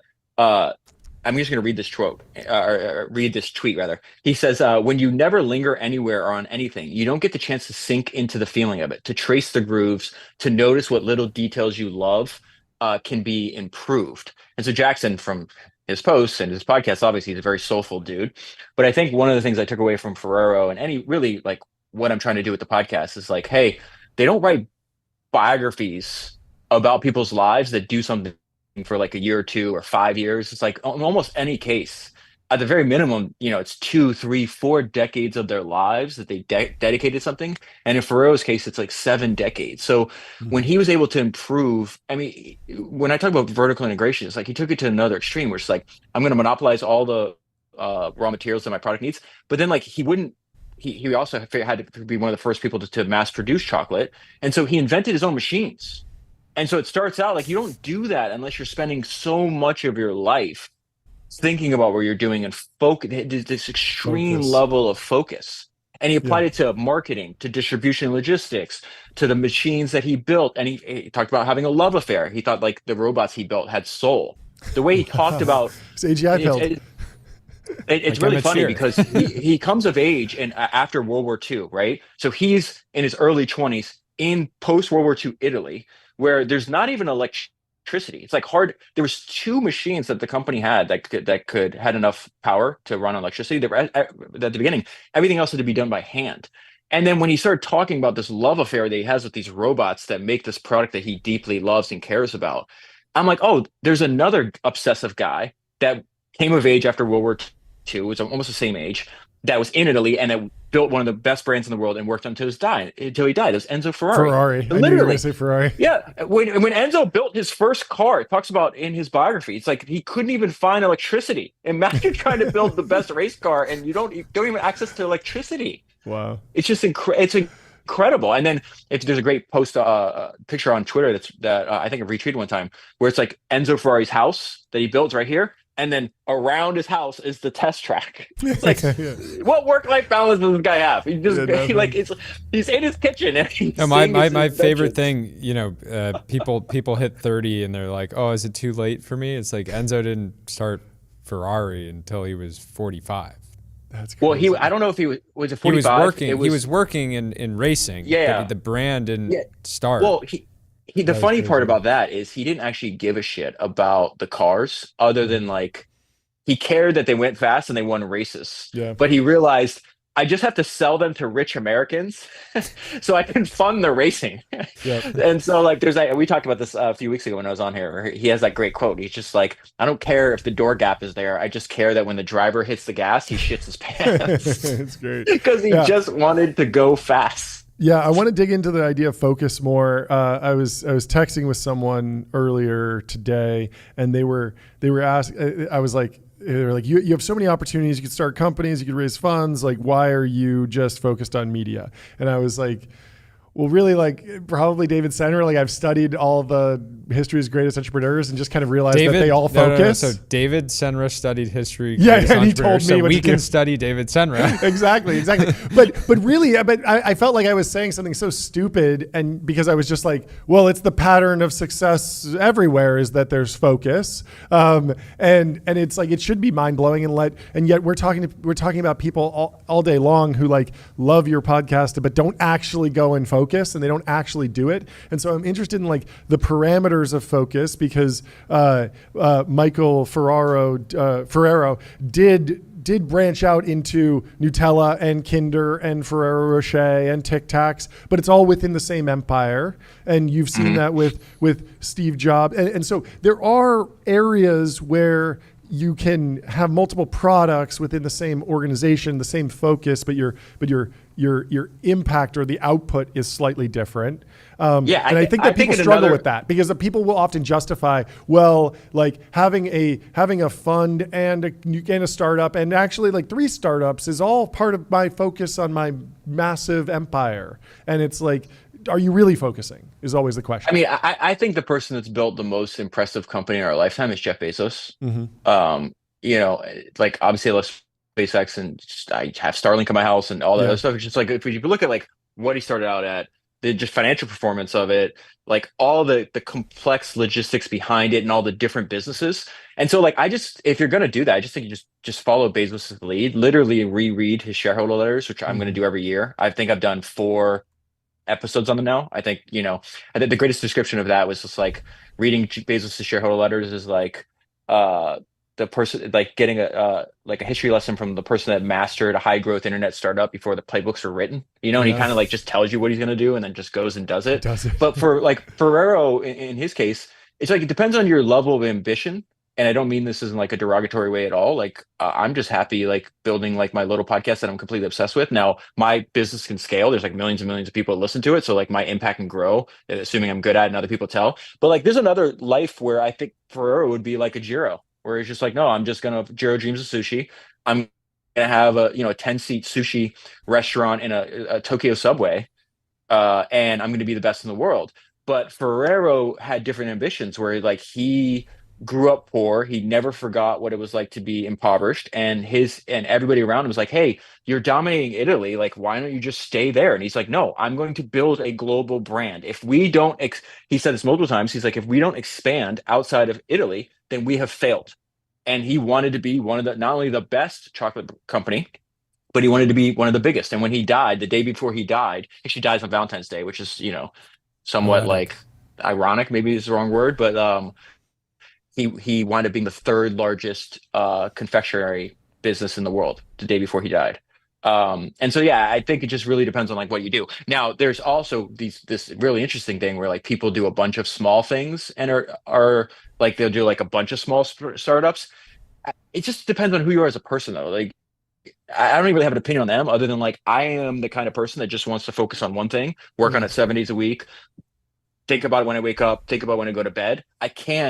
I'm just not interested in working on multiple things. But I think when people hear my lifestyle and how I try to focus, like I've heard people have literally told me, they're like, they find it disgusting, like that lifestyle. Like they literally, that's the word they use. Like, this is disgusting. The world's a big place. I have other interests. And I'm like, that's fine. But I'm trying to like be narrowly focused and the best in the world at what I do. Yeah. And so I think if you want to be the best in the world, if you got distracted and you had a fund and you were spending all this time with LPs, you wouldn't have spent part of yesterday just reading, which is allows you to just every day reading. Like before I met with Rob just now, like, you know, we picked this time for a specific reason because every morning, if you call me in the morning, you know what I'm doing. First of all, it's going right to fucking voicemail because my phone's on D&D and I'm reading. My job is very simple. It's just like wake up every day, work out, then read one of biography of history's greatest entrepreneurs for 3 to 4 hours. Then you can have lunch and then reread past highlights in the afternoon and then do it again over and over again 7 days a week. It's just like, you couldn't get more simple than that. Yeah. There's also the element of like, you probably shouldn't add a second thing or a second project until you've really nailed the first and you're creating something that's great, and then you kind of earn the right to work on the second thing. Like I'm sure that if I go through for the history here, like it's not like Nutella and Ferrero Rocher and Tic Tacs, those were all the same year. It's probably that Nutella was absolutely an oiled machine, a banger company doing great, and then that earned the right to go kind of add on the second SKU. And still, that's all within the same company. So let me give, for example, everybody I have this week, last week, 2 months ago, 2 years ago, I have all the big publishers in my inbox saying, please write a book, please write a book. Because I also sell, the podcast obviously sells a lot of books.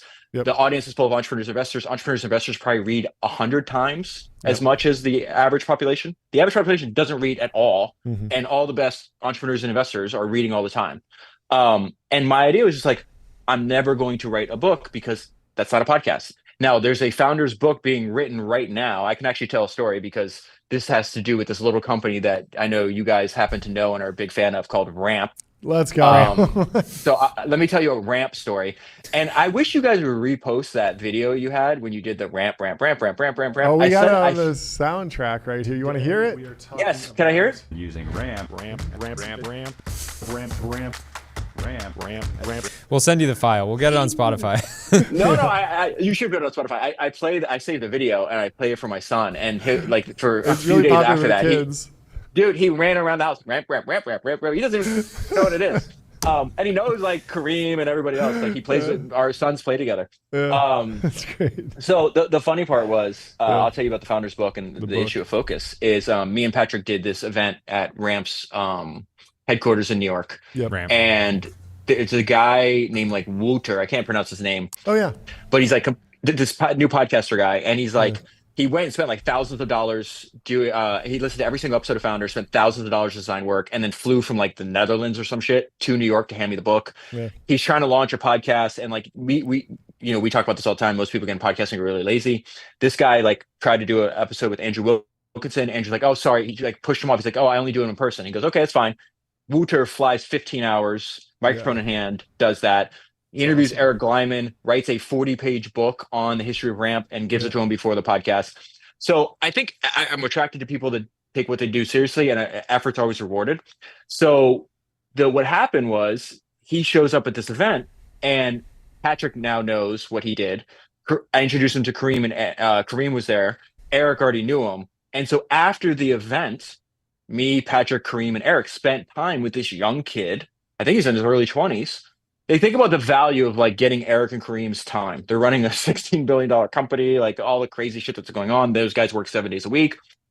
And now because you had so much effort, you have these guys literally like counseling you and giving you advice for free. Mm-hmm. And so what I told him, I was like, listen, if you are willing to make a world-class book, I'm talking about like what our friend Eric Jorgensen did with the Almanac and Naval. That book changed my life. Like I read that all the time. I hand it out like it's candy. I was like, if you want to build that for the stuff you feel you've learned on Founders, and you make something I'm comfortable reading that I want myself, I will advertise it for you for free on the podcast. Well, we have to put it for free, just like what Naval did. You put it, anybody can read it for free online. If you want to buy a copy, you can buy a copy, and any money you make off the book is yours to keep. I don't want to make money off the fucking book. I don't care about that. But I am interested in, because people have asked for it. One, I can't be the bottleneck. Two, you're willing to do all the work, and then I want something out there that it's a tangible like lessons for the podcast. And I think it'd be cool to help this like young kid that's really trying to hustle and trying to like do something with his life, and to be like, to the degree that I can, be like, hey, and I already hear the ad in my head, like I'll tell the story, and just like if you have $20 burning a hole in your product or whatever it is, or in your pocket, whatever it is, like let's fucking support this kid. Like buy him for your entire company. But I think that's a way to like get something into the world, but not take away from the focus that I must have on, what I feel I was put on this earth to do. Love it. FedEx. Oh yeah. Bro, I am so sad. Me and Rob were talking about that. Like that I didn't get a chance to meet Fred Smith when he passed away. He's got the craziest. What I'm gonna do is I'm gonna re-edit that. It's episode 151 of Founders when I read Fred Smith's biography, which is one of the craziest biographies you can ever find. It's really hard. The book is out of print. I will read the opening paragraph for your audience real quick because I think it's like worth. It's just people don't understand. Like everybody sees the planes, everybody sees the trucks, but they don't understand how difficult it was to build that company. The opening paragraph of this. When we were reviewing what the initial operation looked like, how capital intensive it was, how crazy just like managing the logistics. It's insane logistics dance. The idea that you could do that and make money. The hub and spoke model. Is the guy that wrote the book, his name is Vance Trimble. He also wrote a biography of Sam Walton. And he wrote Sam Walton first, then Fred Smith. And he goes, oh my God, like I thought Walmart was difficult to build. But FedEx is like, if you had to build Walmart, you could build one Walmart at a time, then expand. He's like, the analogy he used in the book was like, FedEx is like if you had to, from day one, you had to have 1,000 Walmarts or it doesn't work. Yeah, let me just read this opening paragraph because it's so nuts. The guy that does my short form videos, which I think are really, really good, and I think he's a fucking genius, just sent me literally right before I got on, he texted me one that he did on Fred Smith. So I'll put it out later today. But this is the opening paragraph of this is still the craziest beginning of any biography that I've ever read. And it says at age 30, Fred Smith was in deep trouble. His dream of creating Federal Express had become too expensive and was fast fizzling out. He had exhausted his father's Greyhound bus millions. He was in hawk for $15 or $20 million more. He appeared in danger of losing his cargo jet planes and also his wife. His own board of directors had fired him as CEO, and now the FBI accused him of forging papers to get a $2 million bank loan, and trying to send him to prison. He thought of suicide. That's the first paragraph in the book. Like, Insane. It's such he a lost his dad at 4. He's a It's crazy. Vietnam War veteran. He had written about FedEx in college, got an average grade on it. Took a decade to go from the paper to the actual build the business and company. corporation. You have people like Michael Dell, who's one of my personal heroes and wrote one of the best autobiographies I've ever read. And in his autobiography, he talks about Fred Smith being a hero of his. Mm-hmm. Like, it's just insane. And there's another paragraph that says, thinking of suicide is ridiculous. He's much more likely, instead of jumping out a window, he's more likely to throw you out of a window. He was just like a relentless dude that was like, just unbelievable high tolerance for pain and just refused to quit on this dream of his. And again, like I just personally find those stories like very inspiring. It's like, dude, like if this guy can succeed under those circumstances, like surely we can keep going on whatever B2B SaaS app we're building. Like, come on. Come on. That's amazing. You want to wrap it up there? Move on? What are you thinking? No, that was great. This is fantastic. We'll see you soon, David. I'll see you later. Real quick, I just tell you guys every time I see you, I'm excessively proud of everything you guys have done over the last 6 months. I absolutely love what you've done with TBPN. I'm going to say it every single time you let me on your show. I think you guys are killing it, and I don't expect to see anything different I expect to see you continue to do that for many, many years in the future. But I tell you guys privately, I'm really proud of you, but I want to tell you publicly, super proud of you guys and very happy to call you friends. We feel the same way. Thank you, David. We love you. All right. I'll see you next later. week, John. No, I'll see you later. I'll see you later. All right. Yeah. See you Text soon. me when you guys get off. Cheers. Bye. Speaking of B2B SaaS, let's tell you about Adio. Customer relationship magic. Adio is the AI native CRM that builds, scales, and grows your company to the next level. You can get started for free at adio.com. Should we bring in our next guest, Yancey from Meta Label? Yancey, Hey, what's going on? welcome to the show. It's great to have you. Thanks so much for joining. Yeah, thank you. Thank you for the music. Yes. course. We're trying to be a real newscast here. I would love to get a little bit of an introduction on yourself. I want to go through some of your history, then artist corporations, then we can kind of dig through the more modern era. Yeah, sure. My name is Yancey Strickler. I'm a writer and entrepreneur.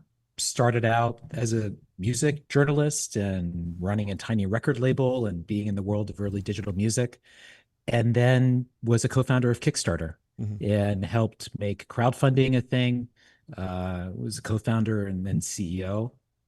And very much kind of an accidental entrepreneur who started as a creative person whose idea just took the form of a business and kind of crash coursed in what it meant to make a technology product in a very different era of the internet, and what it meant to build like a real marketplace. What was the first Kickstarter project, or the first one that like really went big and you kind of watched it unfold and you realized that this would work?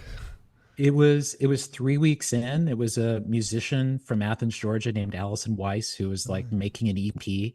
She had a $2,000 goal that she smashed through in 8 hours. And up until then, we didn't show money you raised above the goal, because why would anybody make more than their goal? Like, just hadn't even occurred to us. And she like introduced the first stretch goal that same day. And like really the template that is still what people follow in crowdfunding was like one woman in her dorm room, that really laid the template for how you keep an audience engaged and like what you do when the internet is bringing more love to you than you expected. What do you think the secret of success to that first $2,000 fundraise was? Like a lot of crowdfunding these days, or even if you're building an audience on something like Substack or Patreon, it's like you kind of need the audience already there, and then you go and convert it to money, with some sort of project, and you're kind of building up all this goodwill, and people kind of expect, they're like, I've gotten so much value. It's rare that you see someone come out of nowhere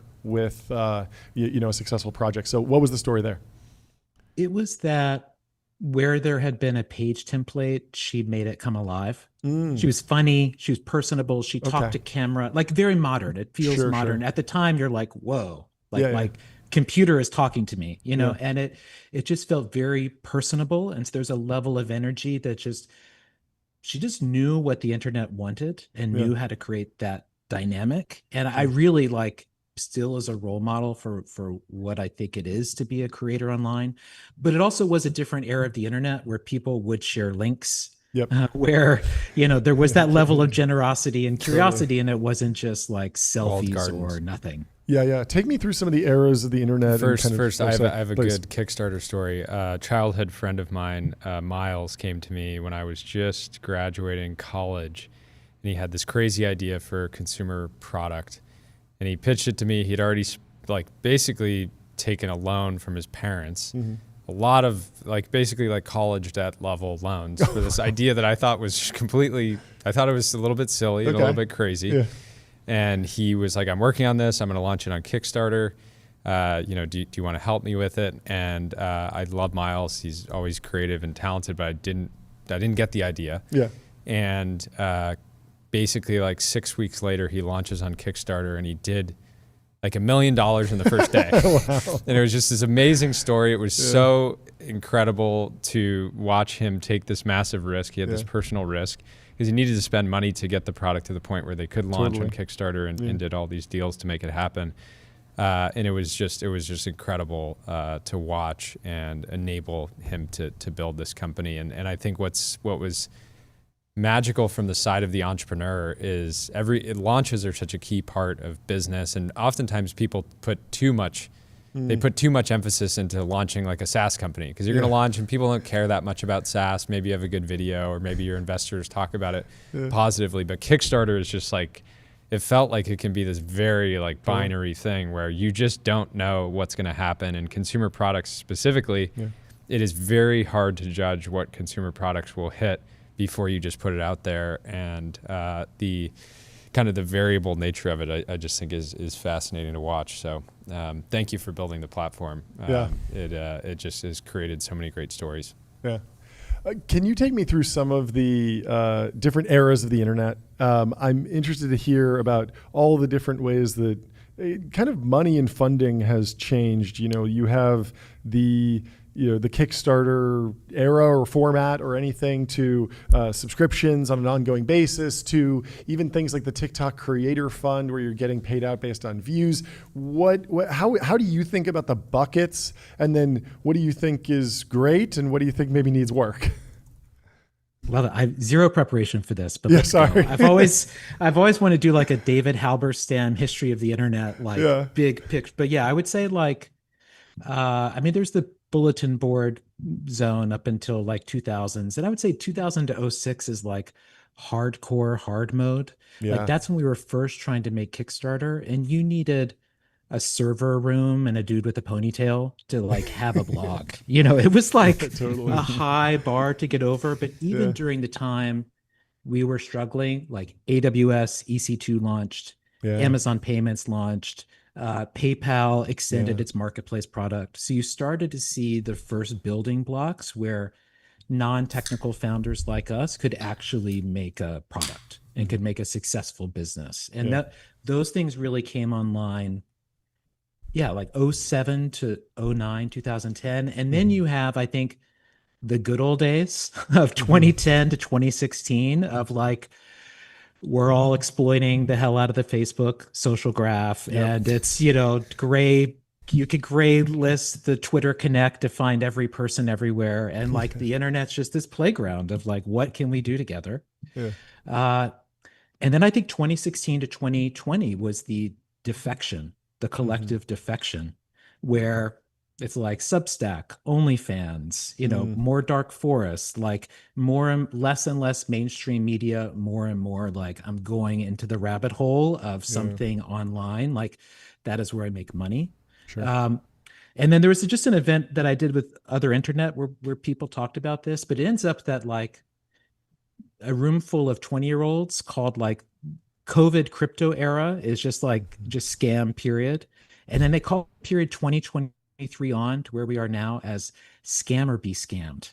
But like AI, crypto, SaaS products, like recurring subscriptions, all of it is leading to this feeling of like someone's going to ding your credit card or like rug you or whatever, like no matter what, you got to like be on your toes and do that back at people. My favorite is it's like almost impossible to truly cancel a credit card now because like you tell Amex, credit card updater. You tell Amex like, it's the feature. Hey, like I don't want this card anymore, but I want to keep my service with you. And then they're like, well, here's a new card and a new number, but like we're going to give it to all the people that you subscribed to like 5 years ago. Yep. And it's just this incredible tax. Well, where are the pockets of positivity on the internet right now in, I don't know if you want to call it the creator economy, but whatever term that is. Are you seeing anything before there? How did you react to the creator economy becoming a popular phrase among venture capitalists? Yeah, venture capitalists kind of discovered, they kind of created the creator economy. Yeah. You kind of took you laid the groundwork. Let's give it up for the VCs.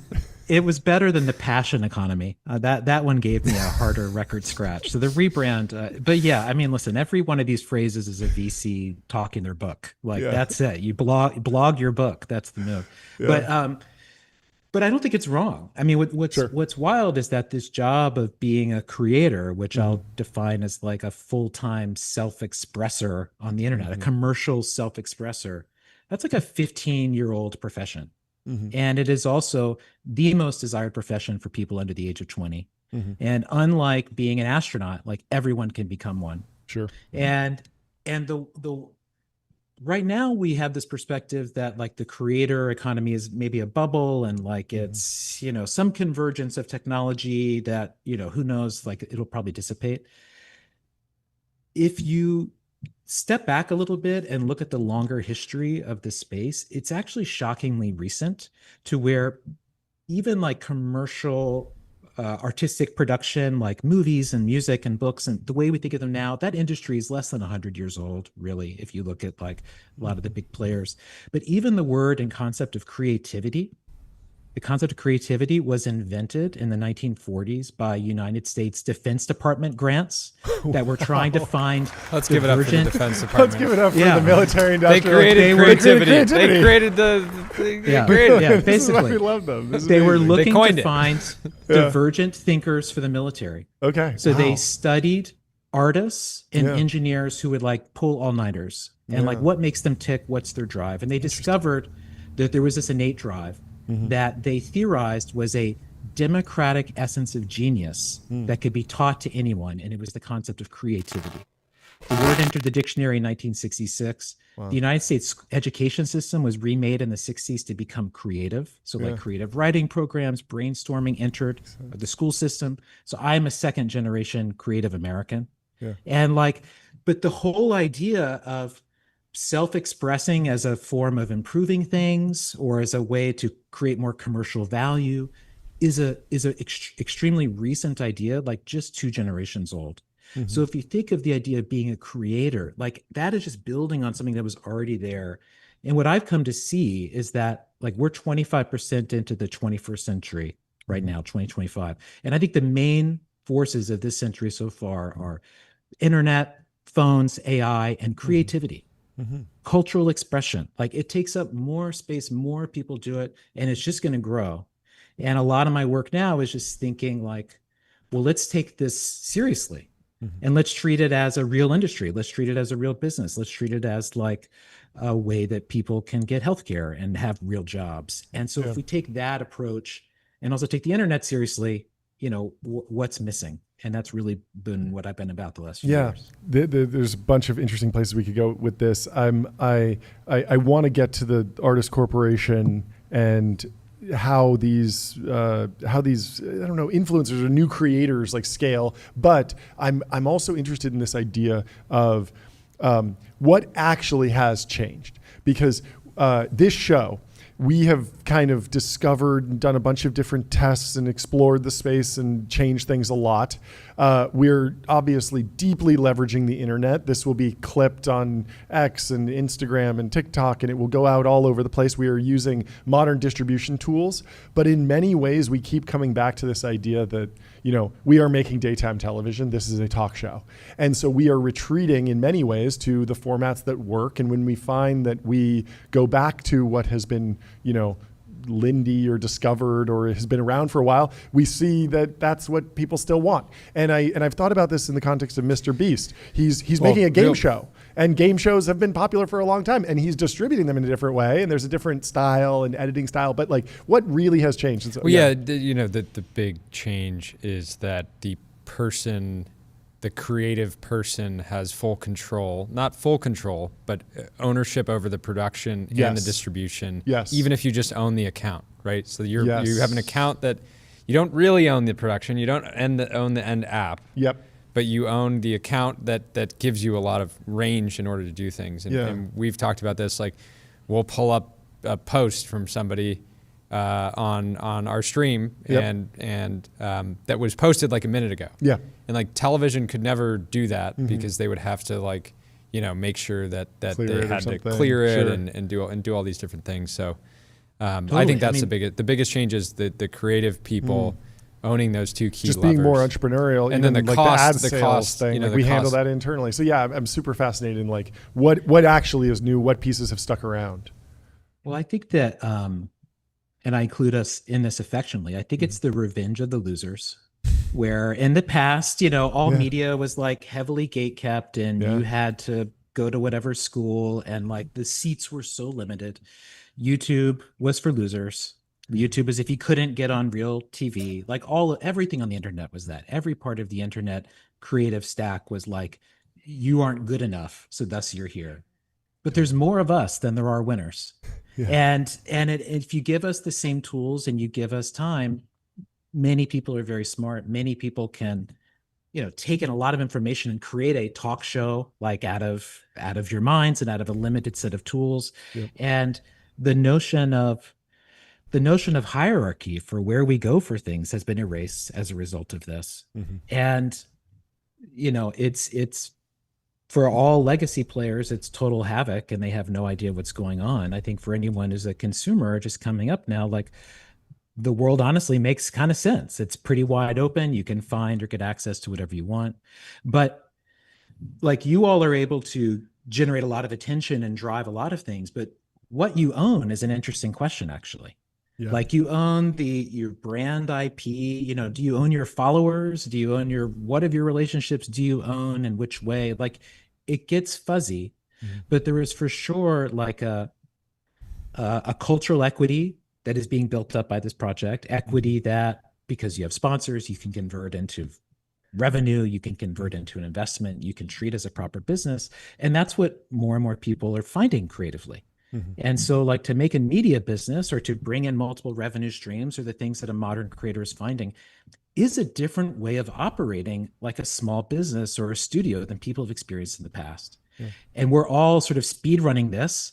There's not a lot of communication between groups. Like there's a lot of weirdness. Yeah. The interesting thing, the reason that the creator economy as a venture trend broadly failed, and because a large amount of the investment dollars were flowing into building kind of business infrastructure for creators and misjudging that creators are ultimately just businesses and they can use Ramp, they can go to Bank of America and get a bank account. Or you're talking about the niche specific financial products. And so even though the creator kind of wave and trend has just exploded and continues to create all these amazing things, the investment dollars that flowed into the category for some broadly did not return. Yeah, I'm also interested in the idea of the actual structure. There's a lot of on that note, there's a lot of influencer businesses where really like most of the value accrual is in the actual talent,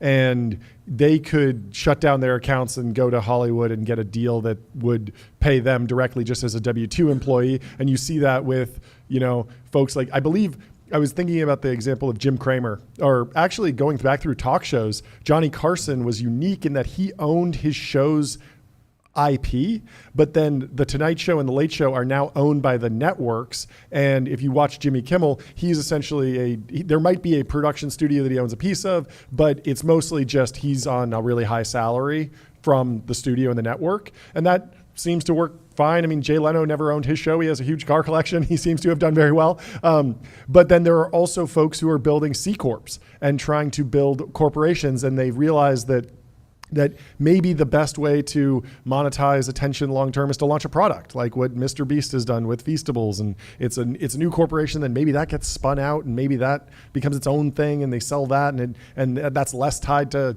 his face and his talent. So there's a whole bunch of different paths. Walk me through what you think like reasonable cases are or the good or bad, or have I missed anything? And then talk to me about the future of where all this goes.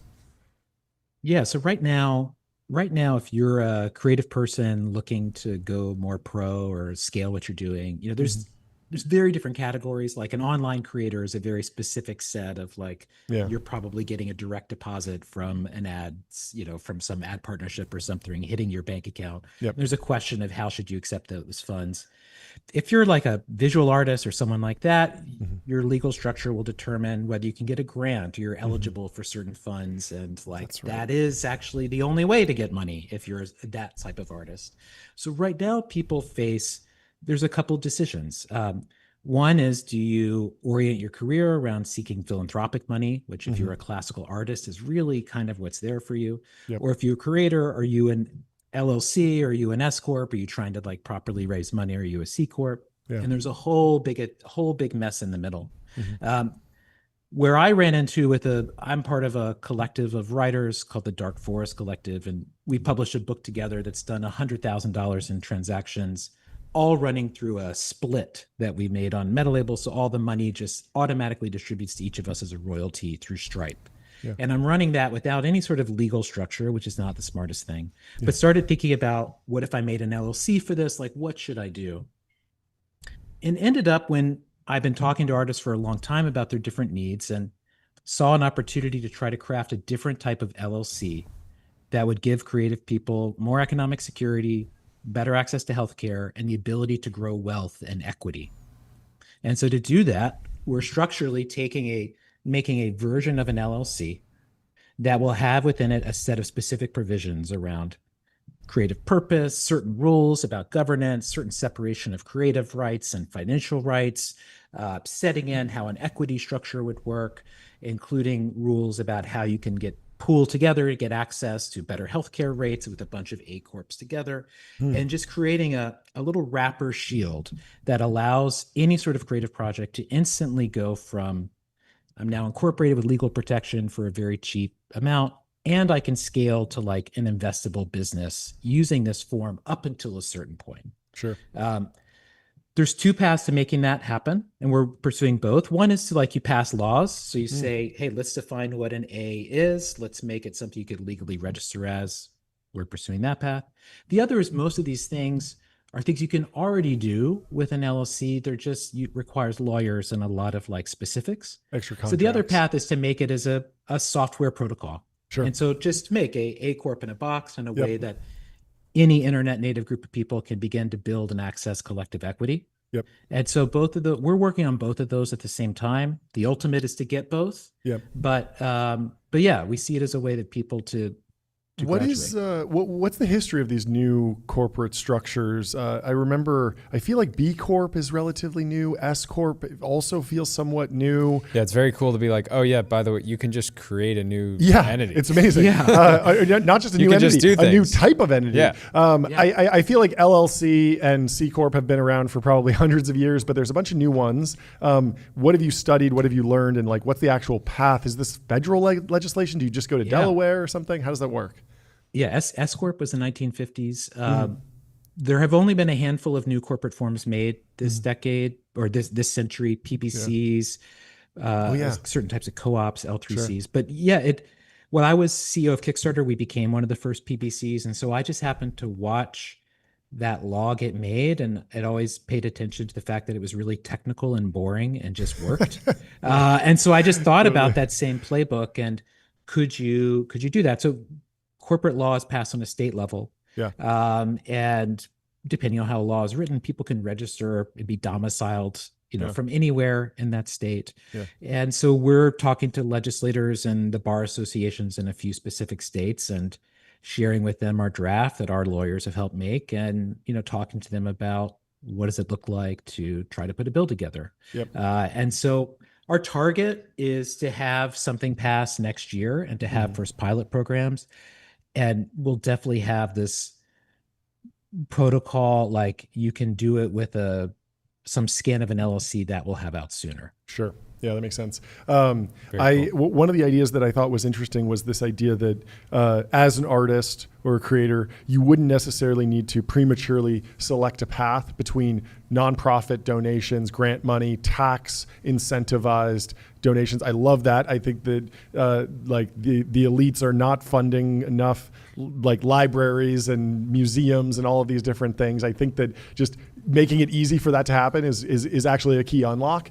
But then also I love the idea of somebody being able to, actually build up a subscription business on top of it and write regularly and have supporters and earn cash flow and pay employees. I want to get your take on OpenAI structure, because they have it feels like they've done something similar, but at 1,000 times larger scale with a nonprofit that owns a for-profit, and there's a GP, a LP. And that feels like kind of a nightmare scenario. But are there any learnings there, or are there any areas where you'd be worried about someone potentially like abusing a system that allowed someone to take nonprofit money and for-profit money? Or it would be confusing where somebody would say, hey, I made a donation, but now you're licensing this into a movie. I wanted you to make a painting or an installation or something, and now Disney's paying you $1 billion. Like, I want my share. So walk me through some of that stuff. Yeah, I mean, if you're talking about OpenAI or ESG, I mean, I think form follows capital is the lesson. Just people are going to shape to whatever is most investable. And like one of our core constituents as we're working through this process are investors. So there will be an investor advisory board that's like, hey, look at our sheet here. Let's make sure that we're not screwing something up, and that we're actually speaking to the ways you get returns and the way that we create value.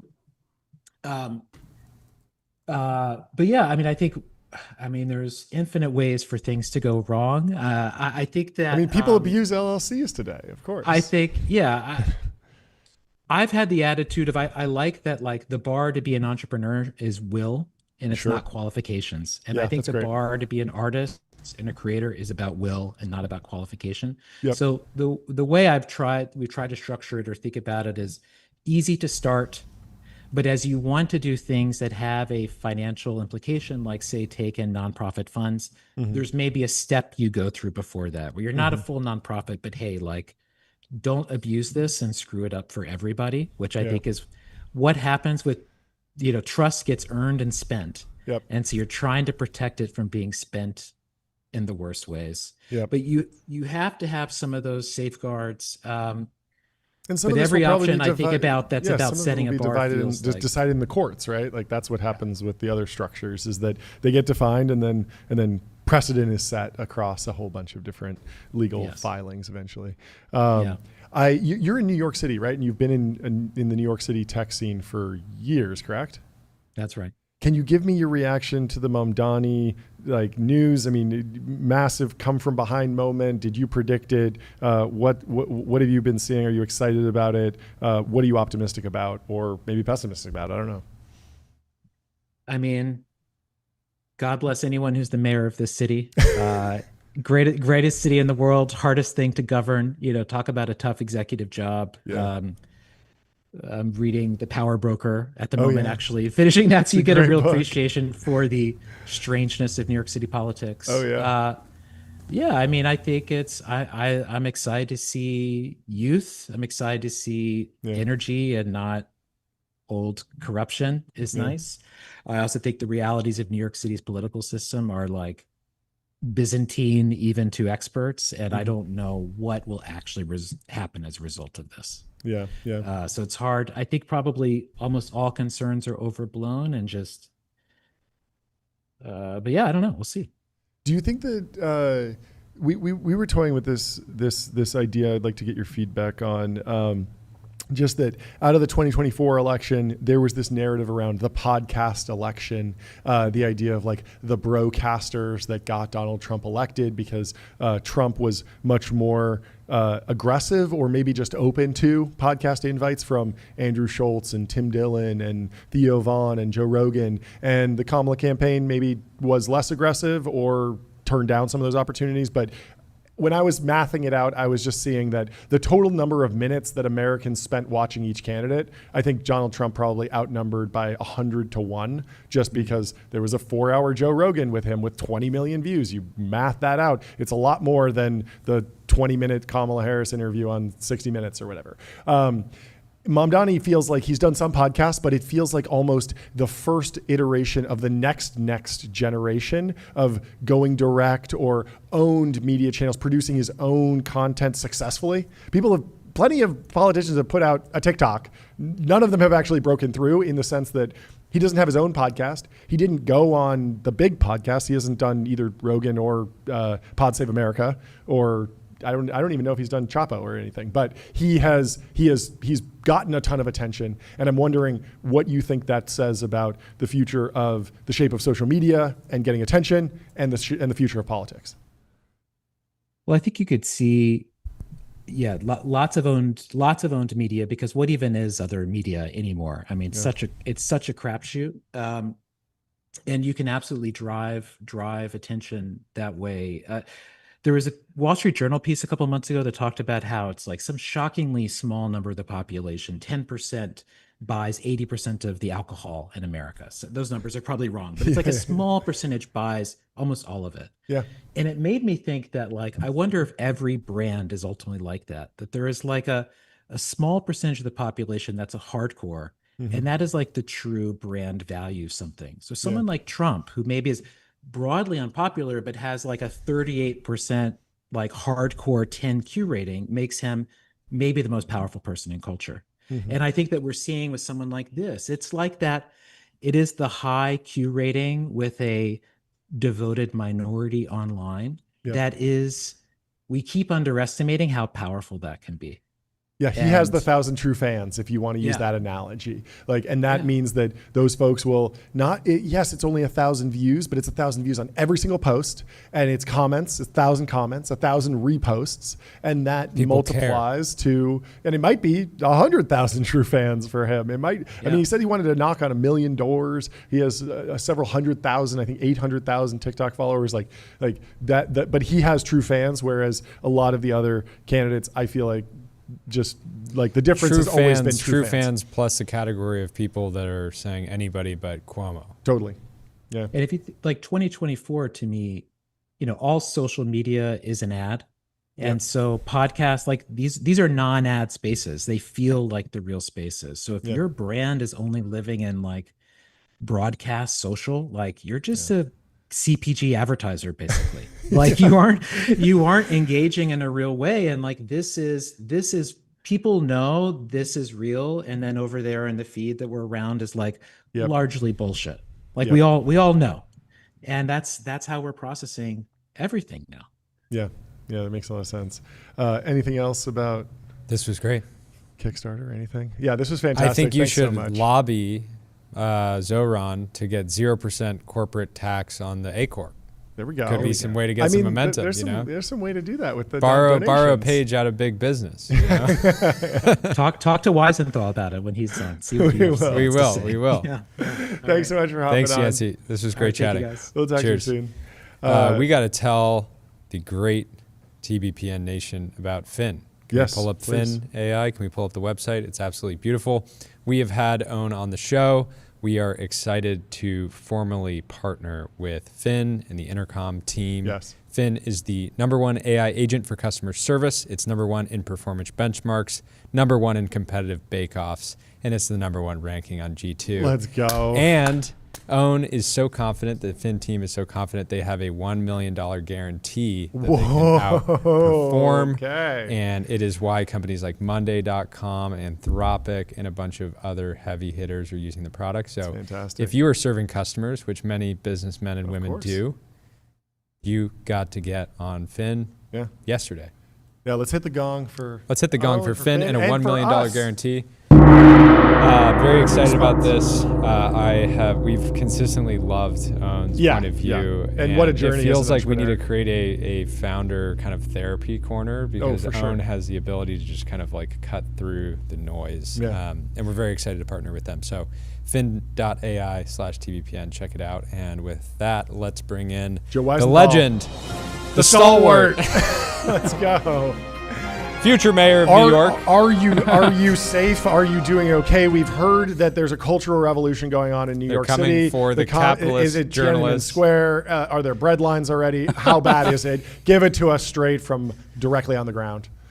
I'm safe because we had Zoran Mamdani on our podcast, so we're one of the good ones. That's good. I'm already doing my work to sort of make sure that I'm on the correct side of the revolution. So I'm safe. I don't know about everyone else in my building here in the office. But Is it true that I think I'm in good shape. You're in good shape. That's Are the good. rumors true that Mamdani wants to seize all the enterprise SaaS in the city and make it state and city owned? Is he, I have no idea. I have not heard anything about Okay. whether, Is the rumor that he whether wants it will be to- Bloomberg terminal, whether the Bloomberg terminal will be turned into a public City good operated? that everyone has. Yes. Well, we can only know. I mean, He hasn't that's won- the most he hasn't won hyper-capitalist terminals. thing, though. Tens every of thousands citizen- of dollars. Every the most- it should be universal basic. The most terminal. hyper-capitalist policy Yes. would be every citizen has a Universal terminal. basic terminal. I'm firmly in favor Healthcare of costs that. are similar to a terminal costs. I'm cautiously optimistic as long as he doesn't ban podcasts that are ad supported.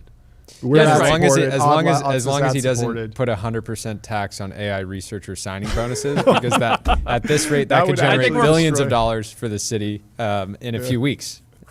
Yeah, I think for now, I think look, he hasn't won yet, but for Yeah. now, I think it's more modest goals like freezing the rent. But we'll see what happens on some of these the more ambitious visions. that Yeah, you're the describing. freezing We're the not rent quite thing- there yet. There's a few months Yeah. where people get Yeah. very strategic. What apartment do you want to be in? Does your family want to be in for the next 100 years? Yeah, it could be a flourishing Get in the right market. spot, freeze the rent. I mean, but I think people are like very jarred by the idea of freezing the rent. But like, there are rent-controlled apartments in New York City today, right? And so, what he's actually talking about is like adjusting the rate of the rent-controlled apartments. Is that correct? Yes. Yeah. So there is already a pretty sizable slug of non-market rate housing in New York City. It's actually been frozen at times before. I think Bill de Blasio at one point froze it for about a year, but there's like a board and they have, a certain annual adjustment. And he's thought Bill just did it a saying few there's times. not Yeah, I think going he did to it 3 be times. there's not going to be any adjustments. Sure. And my guess is that from the perspective of a landlord who has some market rate units and some rent regulated units, Yeah. my guess is that they'll increase the rate or the rent on Let's the give it up market for regulated landlords. ones, and they'll Let's give it up for the get the money stalwart. back For at the end. landlords. But Yeah. The number one landlord on G2. Oh yeah. Yeah, the stalwart. Still. Yeah. Well, I own a place here in Manhattan, so if I Yeah. ever rent it out, I don't think that'd be rent regulated, and I think I can charge whatever I want. So There you go. it's fine Yeah, with I me. mean, how are people thinking about Mamdani? That feels like Yeah. there's this narrative emerging about like, oh, maybe come from behind, like his, we were acting like the Democratic primary was the election, but of course it is not the election. But is there a chance here? Yeah, for us California boys, why was that the election? Yeah. Yeah, I mean, look, generally speaking, New York City is kind of a one-party city. The Republicans keep putting up the same sort of like semi-serious candidate each time who doesn't really launch a real campaign. Yeah. Curtis Sliwa. Incidentally, he's the red beret guy, so someone coming from outside might think that that's the socialist in the race, but he's not, even though he wears a red beret.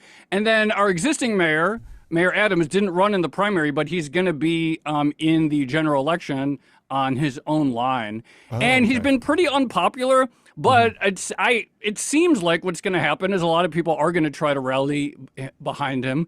Crime has come down a lot in the last couple of years. He's taken the trash problem seriously. He's taken the rat problem seriously. So I think there will be probably a fairly serious effort to make it a competitive race. But Mamdani's victory was so, such a blowout. It was so compelling.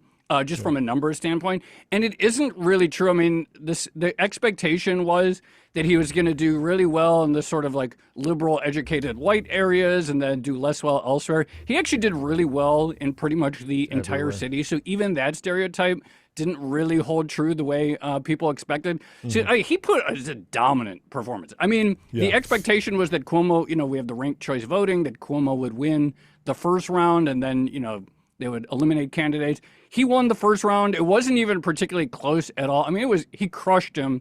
A lot of people voted. This wasn't like the AOC election. When AOC won, there were not a lot of people who voted in the primary that year, and her team was pretty well organized. This was just a much bigger scale, much more impressive victory than that. So political earthquake, whatever cliche you want to use, is pretty accurate to describe last night.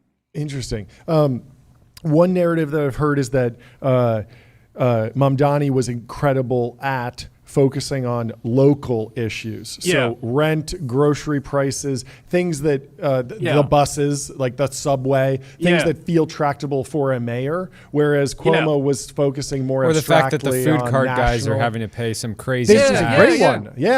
Versus Cuomo talking more about national politics and what's going on with Trump. How real do you think that is? And do you think that there's...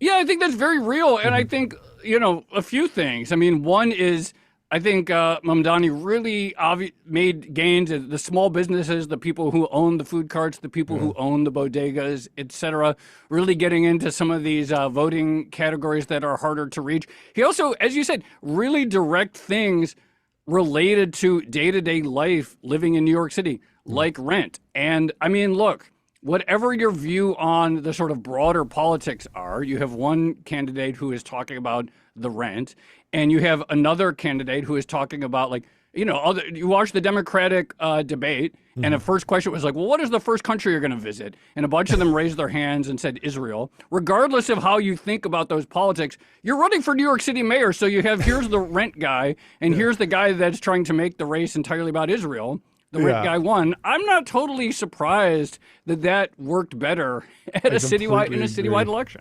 So I want to talk about if I were running for mayor in New York City against Mamdani, and I bought in on the idea that New Yorkers care more about rent.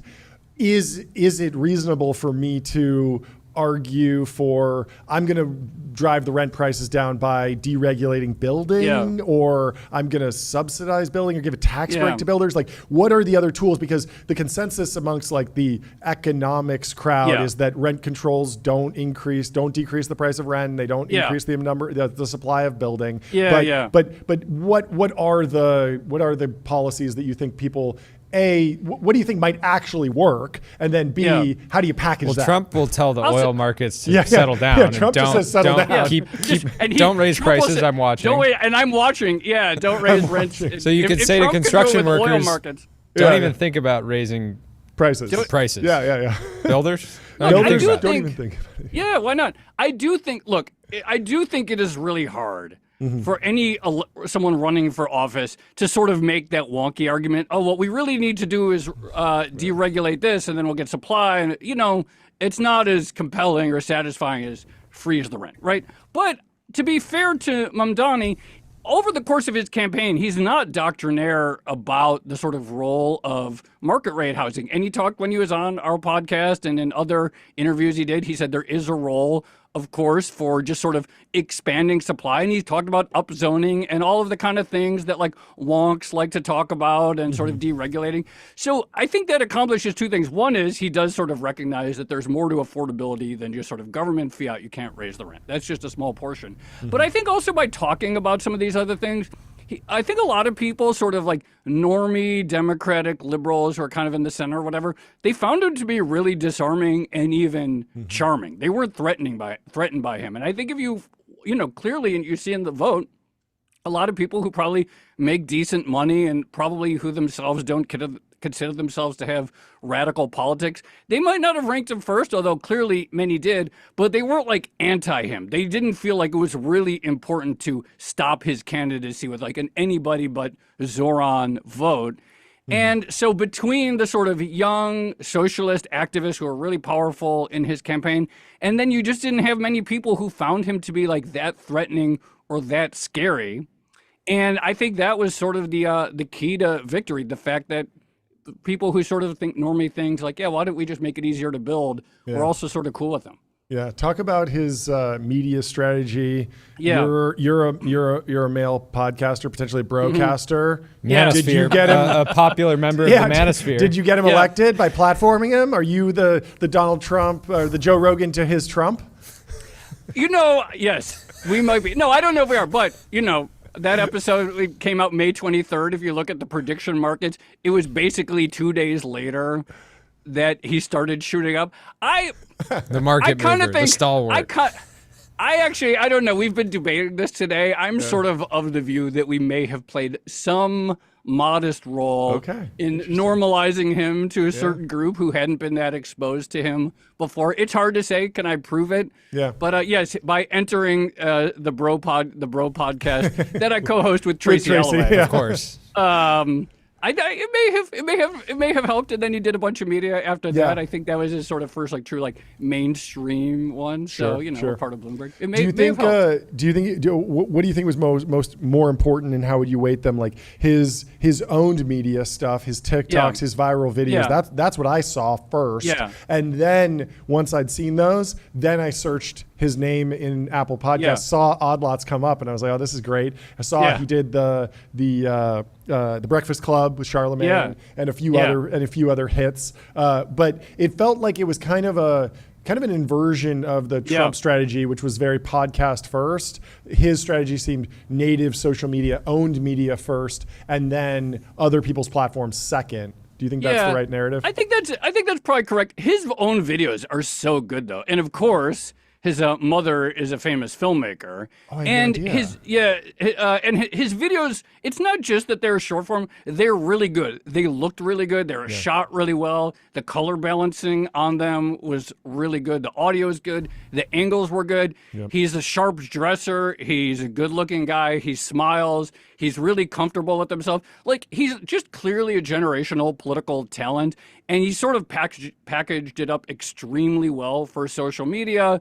Just seems like a very normal, likable guy. And I think put it all together, I mean, it was a campaign for 2025 and all of the different tools that people use to reach voters. He really had the knack on them. I noticed this during a previous election cycle with a congressman who was running on the Second Amendment, and she released this video, and the sun was blasting on his face, and I was like, that is violating cinematography 101, which is like you always want to backlight everything. You want the sun behind you, and it's like he didn't find the right person that understood the basic rules of cinematography to understand. Like you need a soft source, you need it to be behind you, you need to backlight things, and so just actually having those tools, I think that is probably an underrated narrative and something that we might see people actually take seriously and try and solve going forward.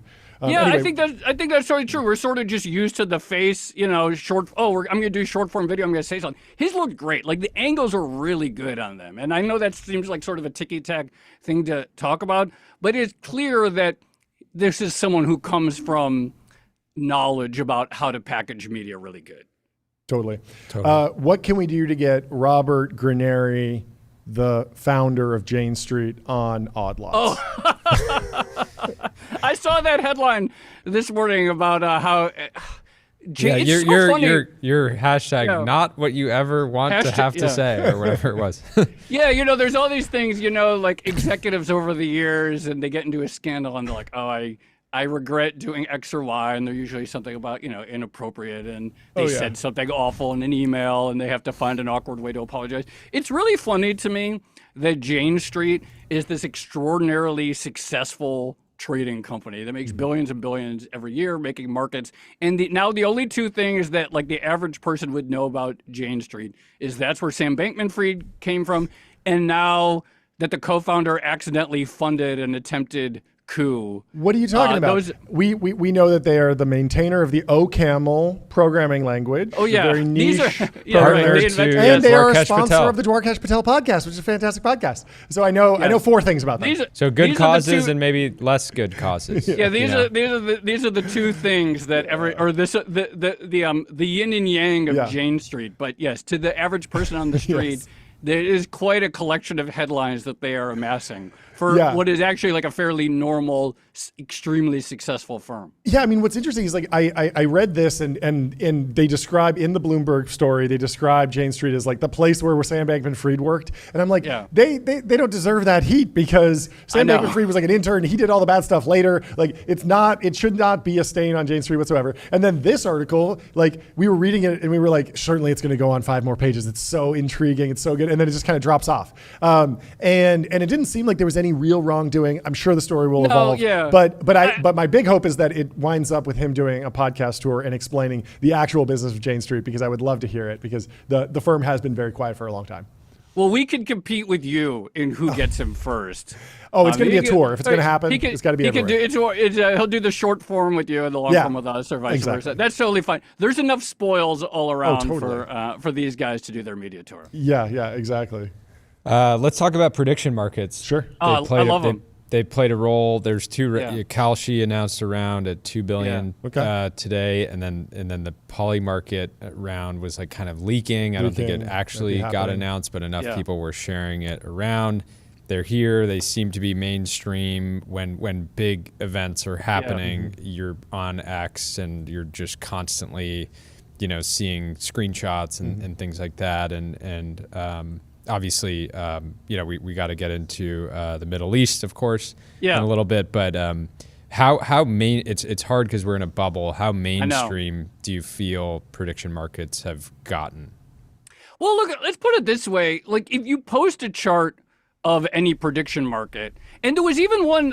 I think they had one on the screen in Times Square, and I think there was even a video of Zoran looking up, and he's like, "Oh, gambling is haram. They shouldn't do that." But they're everywhere, and there's a price on literally everything. And for my, I think about when I was, 30 years ago, I guess, or maybe 25 years ago. If I wanted to, I would go to the Drudge Report or something like that, because I knew that was like this really good digest of everything that was moving in the world. And Polymarket has become this sort of like one of the few websites that actually check as just, who goes to websites anymore? Well, that's the thing. It's people that are basically making bets, investments, gambling, whatever you want to call it. On events. But then it creates a public benefit, which is I've never made a single trade on Polymarket. I've never made any type of prediction based trade, and for main reason being that like it wouldn't be ethical for us to like cover what's happening in prediction markets and then just be like, betting on them. And so the world gets this benefit of seeing tomorrow's headlines today, which I think is a cool thing. Well, here's the way I think about it. So like, let's say last week, when it seemed like Cuomo was going to win. And most people would have said, yeah, probably Cuomo will win.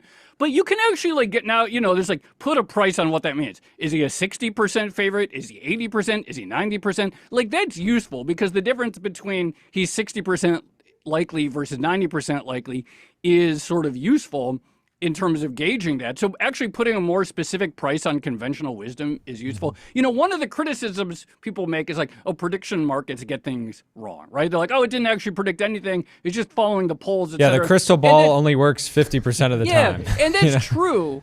I actually think that's like basically true, but I think that's the wrong way to look at their utility. The way you described it, that even if you're not trading on them, you get some benefit because you can see the price of essentially conventional wisdom right now on anything. I think as a public, look, is it really a public benefit to have people gambling on everything? I don't really know. At some deep level, I guess I'm concerned by the idea that we're betting on literally everything from like, what are the odds that the U.S. is going to drop a bomb on the Iranian nuclear site, which people are betting on, which incidentally started spiking on the morning of the actual bombing over the weekend. How great is it that people are always betting on all this stuff? I don't really know. But from a sort of like, I want to know what's happening in the news. I want to know what's developing. Yeah. There's pure utility that's free on polymarket.com. Also, I would like to, toss in here that I'm almost positive that the vast majority of volume on prediction markets comes from something that looks a lot less like a gambler and a lot more like a hedge fund. And so a lot of these traders have scaled up. They have pretty mature operations. We saw that with the big market moving pro Donald Trump bet. The guy had done his own research and paid for people to go knock on doors and do new surveys. And so I think that the narrative of like, this is as widely distributed, like they're whales, but they're like almost financial institutions less than gambling. And so, I mean, it still is a question. Like I would not want, the true gambling, like it is this fine line, but I do know that like many of the volume drivers have scaled up their business because they're good at it. They have a more they're like with the bombing example, they are tracking like the Domino's pizza index, right, or the Pentagon pizza index, and then what is up market of that? They're probably finding another signal that's even up market of that, and then feeding that in. And look, there's a reason for it, which is you want to be able to, big institutions, they want to be able to hedge very specific risks. So if they have oil exposure, that they want to be able to hedge out the specific exposure that's going to come from volatility. If there's going to be a wider war in the Middle East that would disrupt flow. So like all of these are like sort of legitimate needs. And then the other thing I would say is that I've said this for a long time. Many legacy financial markets are literally prediction markets, most notably the treasury market. So it's like, a short-term treasury market is literally a prediction market on what the 12 members of the FOMC are going to decide about rates over the course of X period of time. And then there are derivatives on those treasuries and so forth. So already event markets are a core part of just sort of TradFi, legacy financial institutions, et cetera. And this just sort of extends the range of risks that you can isolate and hedge. And so I'm not surprised at all that now that like they're basically, the regulatory aspect is coming into place, the infrastructure is coming into place, that for many different instruments, they have value to people.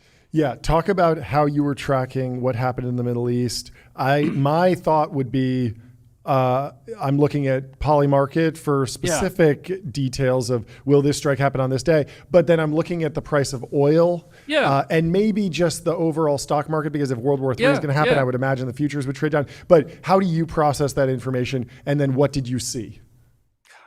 It's a really good question. I mean, look, to some extent, it's all very sort of linear, and you probably could have gauged risks just by looking at oil futures, which sort of moved along together with, the odds that U.S. enters the war in some way or whatever it is. It was really striking. I mean, so the attack, God, my brain is so scrambled. I think Saturday night. The nuclear Saturday, right? That day, that contract, will the U.S. enter into, like, really started spiking that morning. And that could have been because people were sort of like reading between the lines of Trump's truths on Truth Social, various other things like that. But it wasn't obvious, and it started moving, and it's like, okay, there was a lot of money riding on this. There was no between oil. The lines of the Theo Von podcast. And look, and it's nice on a weekend. I mean, again, this gets to the thing, like, is it really good that people that financial markets are 24/7? And it's obviously going to be very soon that all stocks and everything are going to be 24/7, because you could just have prediction markets on the stock market, or prediction markets on a certain stock or a crypto token or whatever. Like, all of this is happening. It will all be 24/7 in a fairly short period of time. There probably is use for weekend risk and overnight risk in times when traditional markets aren't trading, to sort of be able to put on hedging trades or just monitor the situation through prices. So, I think this is here to stay, and as you say, going to get more sort of institutionally real. Yeah, I feel so. Like Was everything priced in at the beginning of the year? We've gone through a trade war. We had but the Nasdaq and S&P, they're just flat. They're basically flat on the last 6 months. Nothing's happened. So nothing. It's insane. I mean, that blows my mind when I look at that year-to-date number, and I just think of all of the things that have happened, all of the Doge stuff, which people have already forgotten about, the cuts, all the uncertainty with regards to the budget, obviously the tariffs in the beginning of April, all of which is basically unresolved. There aren't really any deals, and the 90-day deadlines are like coming pretty close. Then obviously the escalation of war in the Middle East. I mean, people have been talking about a possible bombing of Iranian nuclear facilities for decades. Decades. I think. So the fact that we've gotten all that in 2025, either it was all priced in, or AI is just such a powerful driver of everything right now that that's actually just the story that nothing can slow the AI boom. Well, it's an which is also interesting in all the time that you've been reporting on all this good stuff. Has there ever been a period of this much overall stability yet max volatility in the interim? The metric I want to track is that's a great number question. of emergency Joe Weisenthal podcasts. So number of times that Joe Weisenthal is getting called to appear on TV. That's the new pizza tracker. That's the new metric. That was actually someone. We did like 25 episodes in April. Yeah. And someone made a joke, and I hate the fact that they were correct about this. They're like, "Oh, we must be near a bottom because the Odd Lots hosts are saying the exact timestamp of when they start the recording." It's like, we are recording this at 10:15 on Tuesday. They bottom ticked at April 8th. Yeah. And so I was like, shoot, like they really have us dead to sights here. Yep. But yes, and one day there will be a prediction market on how many Odd Lots episodes that we do in a month, and that will be a useful derivative to understand some slice of the risk picture. Well, it's just interesting how many someone at Jane Street will be making that trade. Yes. It's interesting how many different groups benefit from the volatility. So media benefits from volatility because people are going to open CNN.com or the app and be like, "What is going on? What did Trump say on True Social benefits from volatility?" Even Trump benefits because he can say, "I tried to do the tariffs and then I had to roll them back a little bit, but I'm still the pro-tariff guy," or something like that. Yeah, and then Wall Street is like, if you can make 20% one day and ride down a drawdown. I was telling my hedge fund buddy, it's a bull market in the VIX. It really go long vol. Like this is the time, because he was kind of like, the market's kind of up and down and not that good. I was like, it's a great time to be volatility. It's a great time to be in the news business, and we are long volatility in the news business. It is a great time to be in the news business. Yeah, we had one slow news day here. We had our first we were like, whoa, it's a slow news day, and we didn't really realize what that was like. And then fortunately, it hasn't happened since. But it's the worst. It's the worst, right? And it feels like monitoring the situation has become a national pastime. It has. It really is. It really is it's basically. It's a new kind of hobby, right?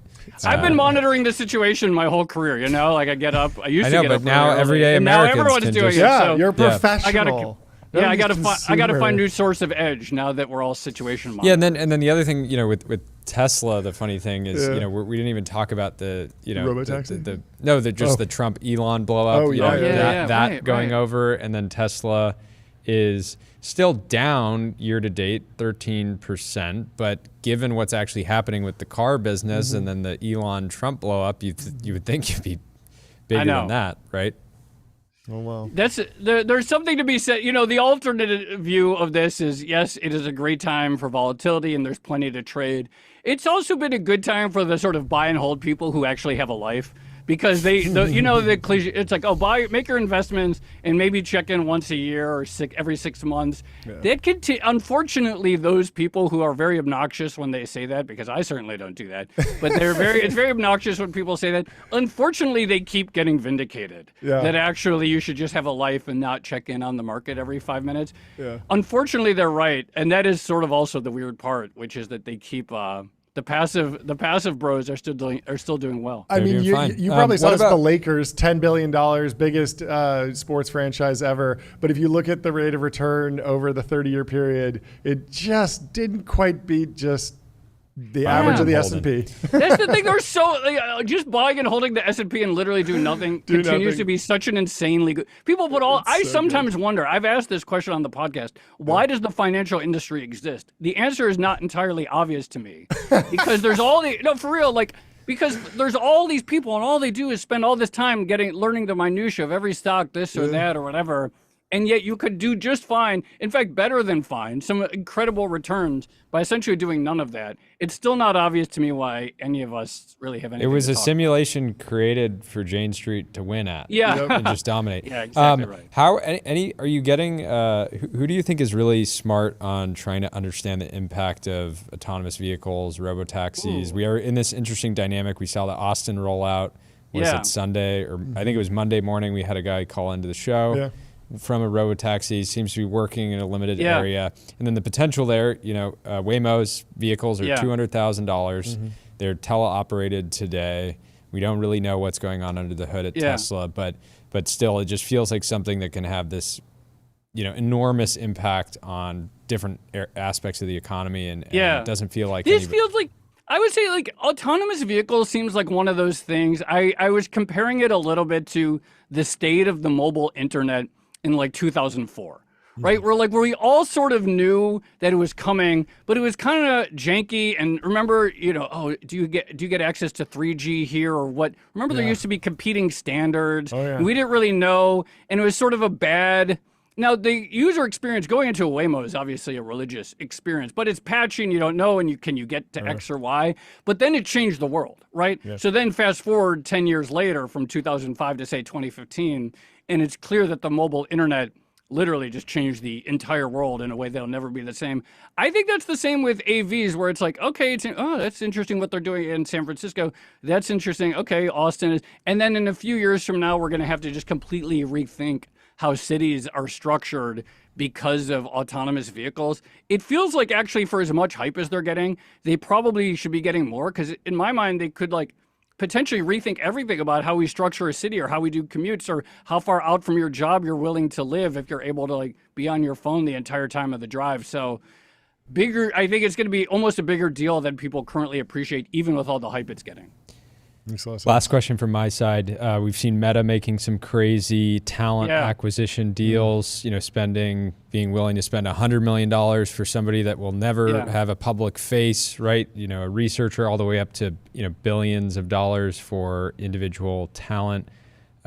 Is there much precedent for that have hedge fund deals gotten into the $1 billion territory at any point? We've heard about, you do. Yeah, there are, it's actually interesting. To my mind, Emily Sundberg, who you've had on the show before, had a really interesting thing talking about the media and how media is becoming like sports, where individuals who have a big name are signing these big deals or leaving their firms and going independent, et cetera. It feels like this is going to be the story of all industries, right? So whether we're talking about hedge funds, whether we're talking about AI researchers, whether we're talking about journalists, et cetera, where there's just going to be this even further extreme bifurcation where individual talent is just going to get paid so much because they can accrue so much value. It feels like that is the story of our time. Like the question is, what industry isn't that happening?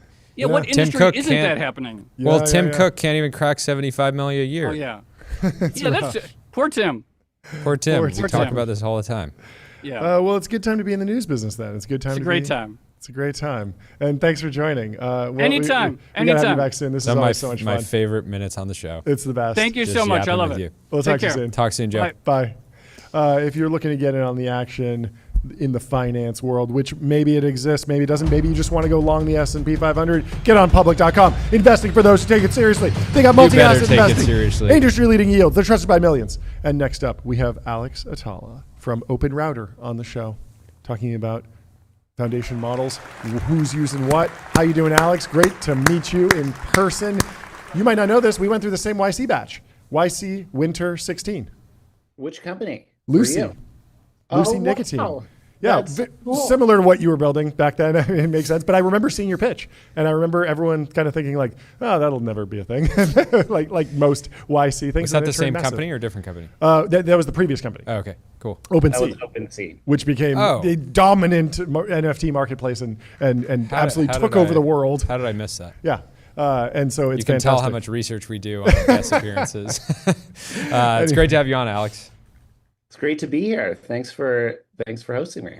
Yeah, why don't you kick us off with? I'm interested in the introduction on OpenRouter, but specifically the business model, because it's a fascinating place to sit in the AI infrastructure stack, and I can imagine a bunch of ways value will accrue. But how are you either currently or planning to make money? Yeah, so you can kind of think of us as a control plane for language models, like a Stripe meets Cloudflare for language models. So like both of those companies, we orchestrate and route traffic to the best GPU host for you based on the type of model that you want, your price preferences, your performance needs, where you are in the world. And so it's kind of like a one-stop shop for all the models, where you get like the most models, the best prices, best performance, highest uptime. A lot of these models are down a lot of the time, so load balancing is just needed. Yes. Intelligence goes through like intelligence brownouts, Yeah. like Harpathi's been saying. And so you need some way of keeping the utility like lit up. Yep. A lot of apps will just like rely on 100% available intelligence. Sure. So you can pay like users pay us directly. We sometimes do volume with different providers so that we can get good volume economics on the supply side, and then we kind of make money mostly there. Talk to me about what Microsoft is doing in the category. Satya Nadella at Build was talking about something around model routing, and they also have this unique deal with OpenAI where it seems like they will be able to hold on potentially to that as an API on the cloud infrastructure side, and we might not see OpenAI GPT-4, GPT 4.5 vended through, say, AWS or GCP. How is that relationship? Or do you sit on top of all of that? Are you kind of indifferent to it, or how is it playing out there? Yeah, so unlike most other resources in software, AI is pretty unique. It's a battleground with lines being drawn around the models, and the models are just not available in all clouds. Like Gemini is only available in Google Cloud, obviously, and then you have Anthropic, which is available in AWS and Google Cloud, but not Azure. And then you have Grok, which is available in Azure and directly from X, but not Google Cloud. And like nobody can keep these things in like on the top of their head, and no one can track them. We track them, and we sort of allow you to like orchestrate across all of the clouds. Sure. So that you can get all the models in one place. So I see this continuing, where basically the war draws these lines around the models, and no one cloud will have them all. Yeah. What companies should I understand in order to understand this business? I feel like if I was throwing something out, I would say Snowflake, but I don't know if that's at all relevant. So feel free to steer me in a different direction. But I'm interested in this idea of a company that sits across the hyperscalers and does not necessarily just load balancing, but actually you mentioned Cloudflare, but it feels like Cloudflare has a lot of their own infrastructure, their own data centers. I'm interested in a company that has built a large, durable business on top of GCP, Azure, AWS, et cetera. Yeah, good question. I don't know of an exact analogy that fits that, or a bit of a unique player, but Cloudflare, I mean, started as only a layer on top of all the clouds. Okay. It was like a plug and play safety net to prevent you from like denial of service attacks, and to turn on like security for like any web app. And OpenRouter started in a different way, like as a way of just amplifying supply and choice for people. But in a similar fashion, we add like more complexity to the compute layer that we provide before it hits the clouds themselves. Are there things that I want to know about the different models, capabilities, what the different labs are working on.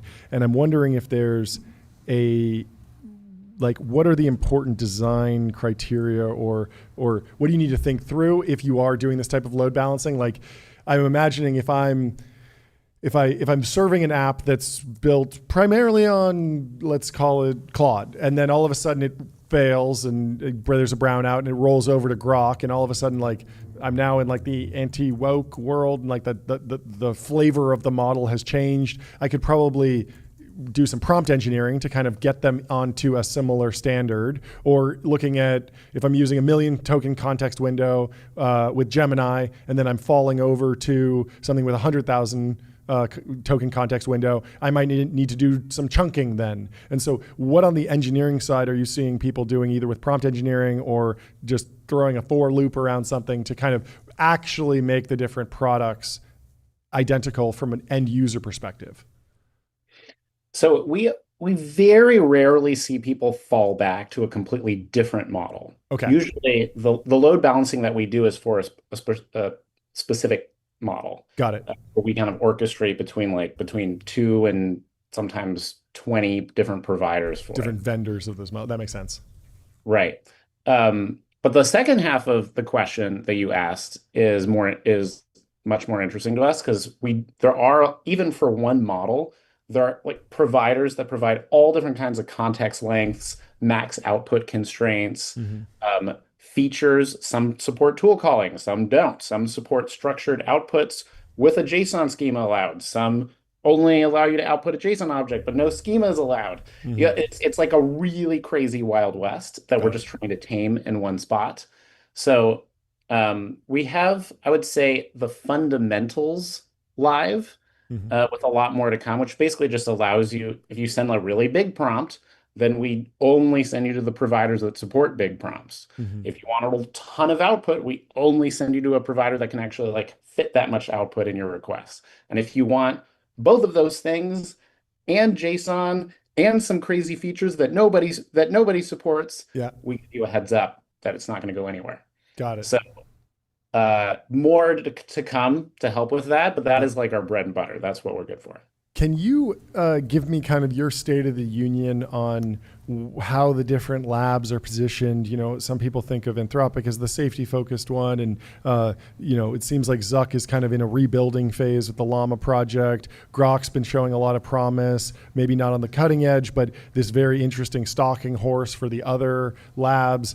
OpenAI seems to be running away with it on the consumer side, but B2B is a little bit more of a bidding war. So how do you see the market right now? What are you recommending to different entrepreneurs that are building on these services? You guys have probably one of the most interesting data sets in AI, and you publish a lot of it yourself. Some companies opt into sharing their data. So I'm interested to hear where, even about kind of like disconnects between like attention that certain companies are getting and maybe valuations, and then the realities of sort of usage, right? So like one of the most popular companies on OpenRouter right now is Klein, which is a coding agent, and I'd never actually heard of them.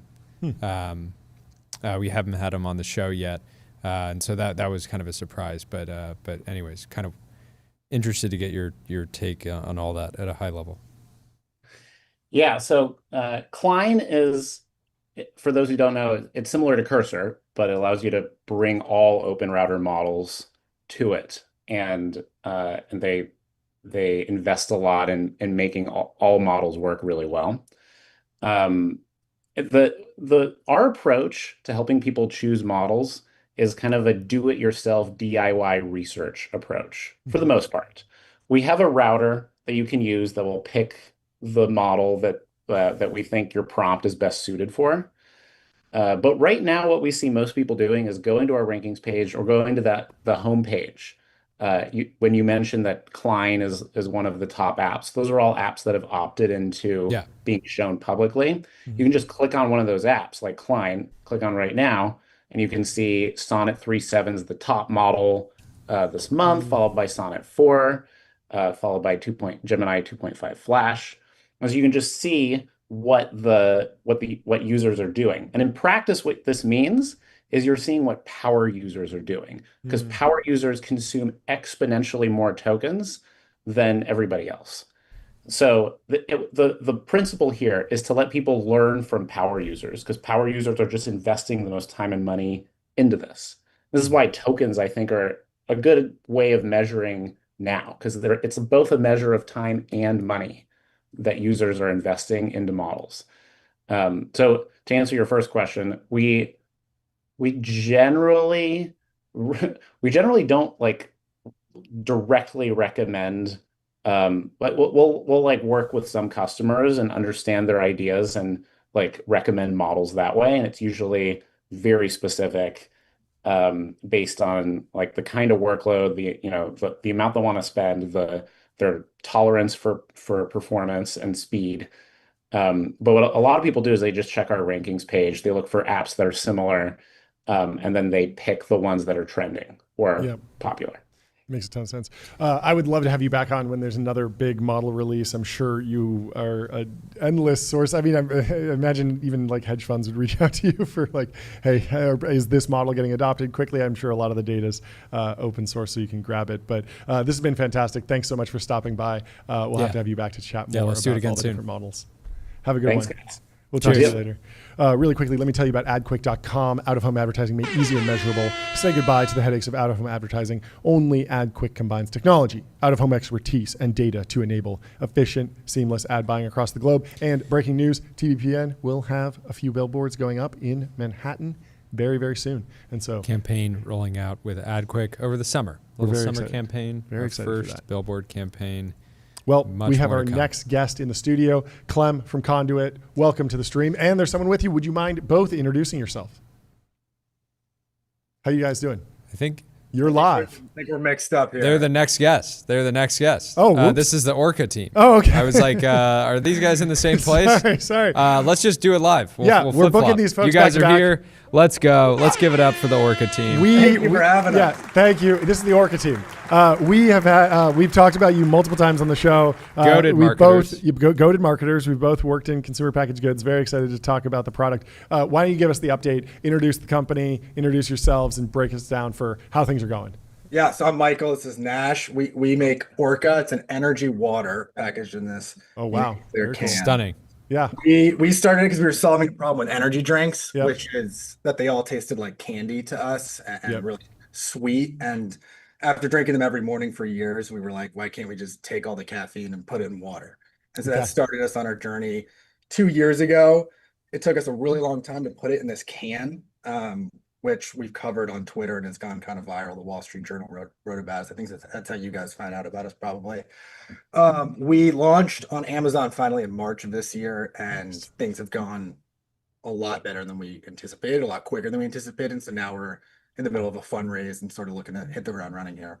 That's amazing. Isn't it strange with consumer packaged goods? You're like, the company's ripping, but you're like, wait, why does it feel like we're going broke because we need to buy so much inventory? Yeah. It's tough. Yeah, getting payment terms from your supplier will be key. Give us a quick backstory on making it. I feel like people love the packaging, and then you've also caught heat for it online for Did you people invent that are it like, yourself? Yeah, Did you invent this in a cave with a box of scraps? Yeah, a lot of people that have never built anything standing on the shoulders opinions. of giants. They hate standing on the shoulders of giants. Yeah, we from the offset, we knew that the product had to be in clear packaging because we wanted to show the consumer what was inside. Yep. Compared to our competitors. And when we saw the clear can, we were like, this is it. It's perfect. It's shaped like an energy drink. You can see what's inside. It tells the story of the product like right off the bat. And we had started actually teasing it online before we launched and like saw that it was going viral. And so when we had all these manufacturing issues and like spent a full year and tons of money and time trying to figure it out, that was our North Star. We knew like if we can figure this out, it's the perfect packaging. So you stayed away from. I imagine there were off the shelf clear bottles available from like Fiji or Dasani. Like there's probably an industrial complex for just clear plastic bottles. Just regular bottles of water. Yeah, just regular bottles of water. But you wanted something that fit the energy drink kind of shape and dimensions. Is that, were you thinking about like if you get into a convenience store, you need to slot into the same form factor as like Red Bull and Celsius? Because I feel like it's always hard when you come in. We have a really cool square can. You want to innovate, but not too much. Yeah, exactly. Yeah, I think a lot of it was just identifying what category, like the category placement from the beginning. And we kind of think of ourselves as creating a new category, which is energy water. And so when we were thinking about the packaging, we thought that, while we knew we wanted it to be clear, we thought that a normal water bottle would be too far in the water direction. Sure. And then a normal can would be too far in the energy drink direction. Yep. So this was like the natural, perfect middle ground that, like Nash said, just you see it and get what the product is. Yeah, you also don't want confusion if somebody picks up it and they think, oh, this is just a nice, refreshing bottle of water. Like people might be okay if like, oh, it's sparkling, but if there's 100 milligrams of caffeine in there, you're like, what the hell?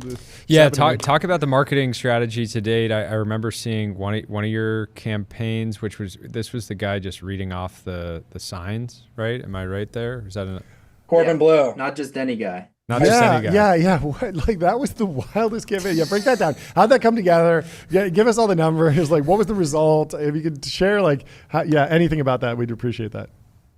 Yeah, I think we're just kind of trying to do stuff differently from a marketing standpoint. And so, like, when we were thinking about the launch video and did research on like what makes a successful launch video, it was like very short, to the point, optimized for conversion, whatever. And we're like, all right, like, well, what would the exact opposite of that be? And it would be having Corbin Bleu list road signs for 9 minutes. So yeah, we're. Have you guys won any awards for that yet? Yeah, I feel like this could be in like Ad Week or like some sort of like ad. Yeah, Big Ad probably hates you guys because you're tearing up the rule book. You know, you're throwing it out. It's great. Yeah. Similarly, on our Amazon page, if you go to our Amazon and just scroll down, instead of like a brand section, it's just a full exploration of Napoleon's withdrawal from Moscow in 18. That's awesome. And so we've been meeting with like Amazon agencies that we're about to bring on, and they're like, love what you're doing here, but maybe not the most optimal. Like we this is hilarious. Wow. You're like, you don't understand. We're playing on a different level. Yeah, pull it up. Pull this up right now. This is great. So what you guys cooking? I mean, it's like great when you go viral, you have a good idea, it hits, and then the attention fades. So you kind of just have to figure out how to keep. Are you guys like working on building that muscle of how do we do this kind of thing multiple times a year? What does that look like?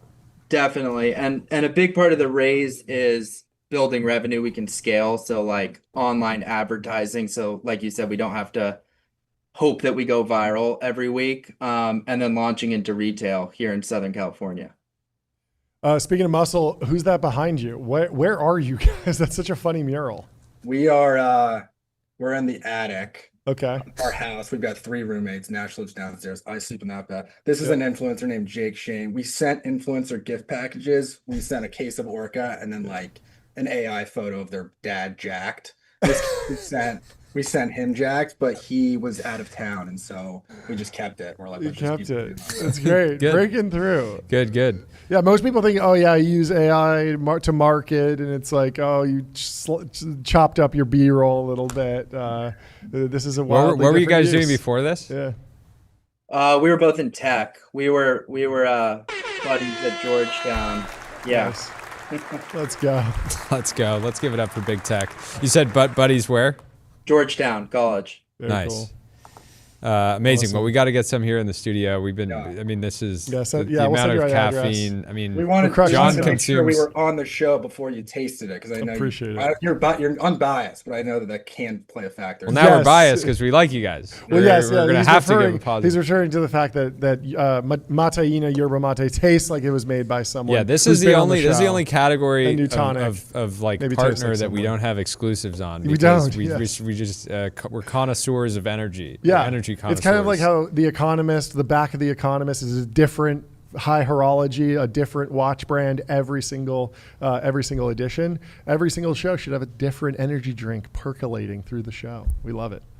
But thanks so much for coming on, guys. We will talk to you soon. Yeah, good luck with the raise. Good luck with the fundraise. Good luck with distribution. Hopefully see you guys around LA sometime. Yeah, we'll see you soon. Thanks, Cheers. guys. Later. Bye. We are working on bringing on more people, but let's go to the timeline and let's do some ads. Let's tell you about Wander. Find your happy place. Find your happy place. Book a Wander with inspiring views, hotel-grade amenities, dreamy beds, top-tier catering, and 24/7 concierge service. It's a vacation. I have the funniest story. Please. This is tell me. 100% the truth. Okay. My first thought this morning was you reading the Wander ad. Really? It's so drilled into my brain. It's incredibly that drilled. I just woke up and my first thoughts was find your happy place, book a Wander with inspiring views, hotel grade amenities, dreamy beds, top tier cleaning. Oh, no. It really runs in my dreams at this point because I say it so fast. And I was talking to Yannick over at public.com, and he was like no one can read ad reads faster than John, because I read them really, really fast now. And I was like tell me, show me a man who says that they skip the TBPN ad reads, and I'll show you a liar. Because it's impossible. I think it's impossible. By the time you get to your phone, it if could you be have across your the room. finger on the trigger, I will be done before the finger hits the glass. And then you skip real content. And And you lose. Like speaking of real content, NVIDIA hit an all-time high. Let's hear it go. for NVIDIA. the GOAT. He's been to conferences. He's done deals all over the world. He's bringing AI factories to different countries. He's selling GPUs to gamers. He's selling GPUs to foundation model companies. And he's at a new all-time high. We'd love to see it.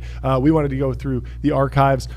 Jensen Huang visited Greg Brockman and brought the first NVIDIA DGX H200 in the world, hand-delivered to OpenAI and dedicated by Jensen to advance AI computing and humanity. The height mogging here is brutal. Oh yeah, looks like Greg's a picture big of us. dude, I guess. Yeah.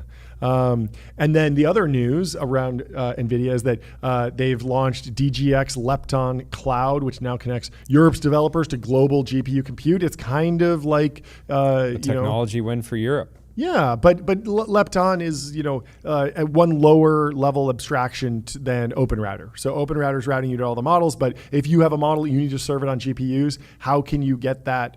How can you get GPU capacity all over the place? This is one of the options now, and it's Semi-Analysis has the story neoclouds. Today at GTC Paris. Jensen Huang announced DJX Lepton with the goal of effectively commoditizing inference compute at global scale. This means customers will be able to automatically shift their inference workloads through different clouds while in theory maintaining the same software user interface and experience. If DJX Lepton is successful, they have created a standard user experience, value, and performance across all NeoCloud, which will lead to NeoClouds being in a rat race on pricing. They will effectively turn NeoCloud margins into ultra low commodity level pricing. You know how semi-analysis is. You know how it's handwritten. Yeah. There's always he throws in some grammatical errors. Yeah, let you know that it's not AI. That's handcrafted. I mean, obviously, we're seeing with the NeoClouds a lot of different strategies around. Are they going after energy, or are they going after stranded energy, like what Crusoe does, or are they really focused on just building capacity faster? And so, yes, DGX Lepton is trying to be the aggregator of supply and then be the front door. But this is a story that is evolving. The Wall Street Journal has some story here covering it, saying it's ruffling tech giants. NVIDIA is ruffling the tech giants with move into cloud computing. Things are getting awkward. We need a feather ruffling sound effect. Ruffle. This will do in the meantime. For cloud incumbents as the AI chip giant eyes their turf. Cloud computing generates big profits for Amazon.com, Microsoft, and Google. We know this from AWS, Azure, and GCP. Now that cash cow faces a nascent threat with the rise of artificial intelligence cloud specialists and a new industry power broker, NVIDIA. AI chip maker NVIDIA launched its own cloud computing service 2 years ago called DGX Cloud, but they've been improving it. It has also nurtured upstarts competing with the big cloud companies and investing in AI cloud players, CoreWeave and Lambda. We've had Lambda on the show. We've had Chase from Crusoe on the show. Got to get CoreWeave on the show at some point. Maybe all of them at once for a big NeoCloud day. That'd be fun. These moves have yet to make an enormous dent, but a competitive shift is easy to imagine if computing demand continues to shift toward AI and NVIDIA remains the sector's principal arms dealer. And Dylan's also saying AMD is making big moves and winning over the NeoCloud ecosystem through their balance sheet. At the same time, NVIDIA is alienating many with DJX Lepton. MI355 is great performance per TCO against HGX Total cost of B200. ownership. But it is not rack scale, unlike GB200. Yeah, he's kind of summarizing 4 different stories there, but the AMD thing is interesting because if AMD says, hey, we just make the chips, and NVIDIA's over there like, yeah, we'll sell you the chips, but we're also going to try and beat you at your own game, well, then maybe as a cloud provider, as a NeoCloud, you want to start figuring out how to get on AMD before NVIDIA eats your lunch in the actual cloud provision, right? At the same time, AWS, GCP, there's a ton of other services. They all have their own inference chips too. And so NVIDIA is getting squeezed by the TPU. And so GCP, Google has the TPU that competes with the H200, right? And that's why there's the big model context from Google. And then now NVIDIA is going and saying, hey, we got a GCP competitor in many ways. And so those businesses are limited by their narrow focus on AI computing, referring to the NeoClouds, and they pale in comparison to the more than $107 billion in sales Amazon's market-leading cloud business generated last year. Let's hear it for Amazon, generating $107 billion in sales for AWS. Let's hit the gong. Hit the gong. Well, we have our next guest in the studio. We have our next guest, Nikunj. with a major trade deal. Major trade coming deal. on. Let's hear it. TBPN to discuss. It's great to finally have you. I've been great to wanting finally have you on the show We've for printed months. your posts, we've reacted to your posts, and now you're finally here. Would you mind kicking us off with a little introduction on yourself, though? Thank you so much for having me. It's been my claim to fame as being your first under 100 followers and following your journey. So, Let's go. yeah, and so it's been an honor to come on here. Thank you. I'm Nikunj. I spent 10 years building startups, everything from logistics, networking hardware, real estate, and I just joined a new fund. Joined this fund called FPV Ventures. Cool. With two GPs, with Wes Chan and Pega, who are the two GPs here. And yeah, very excited to be here after dipping into my investing foray at Coastal Ventures for a year. So very cool. What does FPV stand for, and what is your focus at the fund? Yeah, so FPV stands for Founders Point of View. I think that's what kind of like really drew me into joining this fund. We mostly just care about like what the founders are doing. We're a generalist fund. We just raised our fund to $525 million. Just closed a few months ago, and then we have $1 billion That's a lot of money. Management. It's great. Yeah, and it's a generalist fund, which means like Cool. and they put the money. We put our money where our mouths are. We've done everything from biotech to all the way to consumer fintech, to RAG infrastructure, to anything you can kind of think of. And I think as I was kind of figuring out what I want to do next, the world is very exciting and kind of like both atoms and bits. AI is affecting kind of every small detail, and excited to be here and be a small part of the team. Yeah, I love a typical generalist fund says, yeah, we're generalists. We invest in enterprise software and AI, usually at the intersection.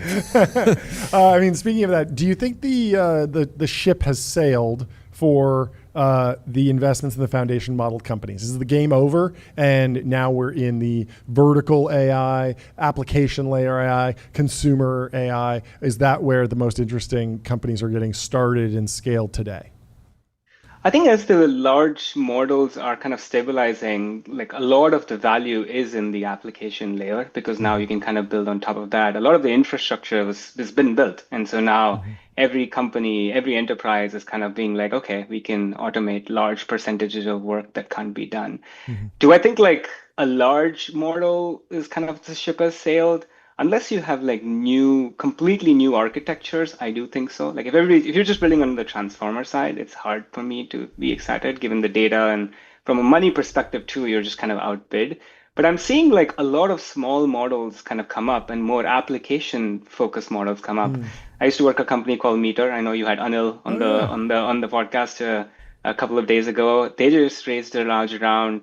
Part of one is to build a networking model, which they control the infrastructure for, and they're partnering very closely with Microsoft. That kind of data is not available anywhere else, right? Totally. You can't get packet data. And so I get more and more excited about that. Is there like unique data that you're capturing, and then can you translate that to efficiency?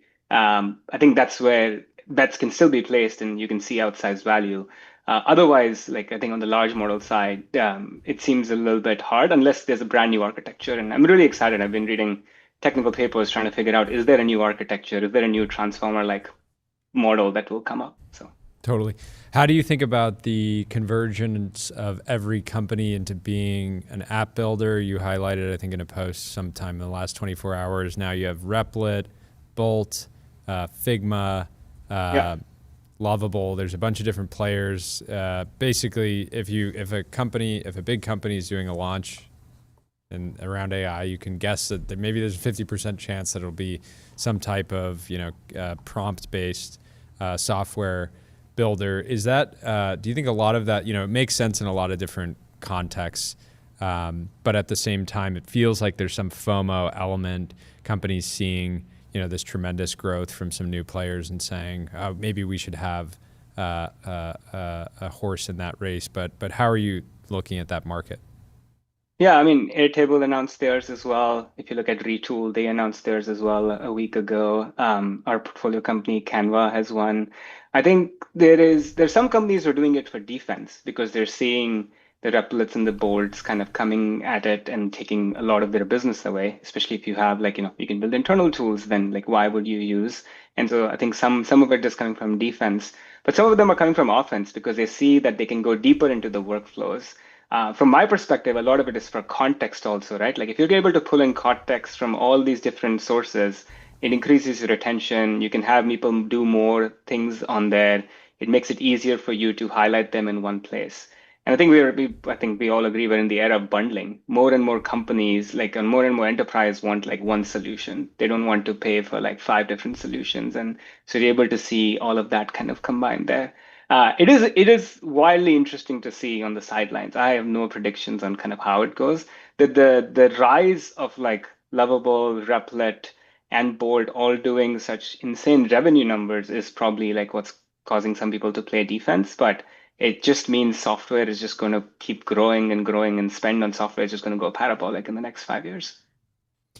Totally. How do you think about how are you looking at application layer opportunities in the context of companies like OpenAI just having this tremendous appetite for data, right? We talked about on the show, Cluely has this sort of interesting experience of this sort of being able to get the power of LLMs passively, right? Just sort of in an interview, or putting our intern on Cluely so he can answer random questions that we have. That feels like something that OpenAI will eventually, if it works, they'll want to roll it out. How do you think of that, the kind of competitive dynamic between kind of upstart application layer companies and some of these bigger labs? I think it's the question, every decade you can pick up dominant incumbent and ask, what if X does this? So everybody, the difference this time though is the pace is just staggering.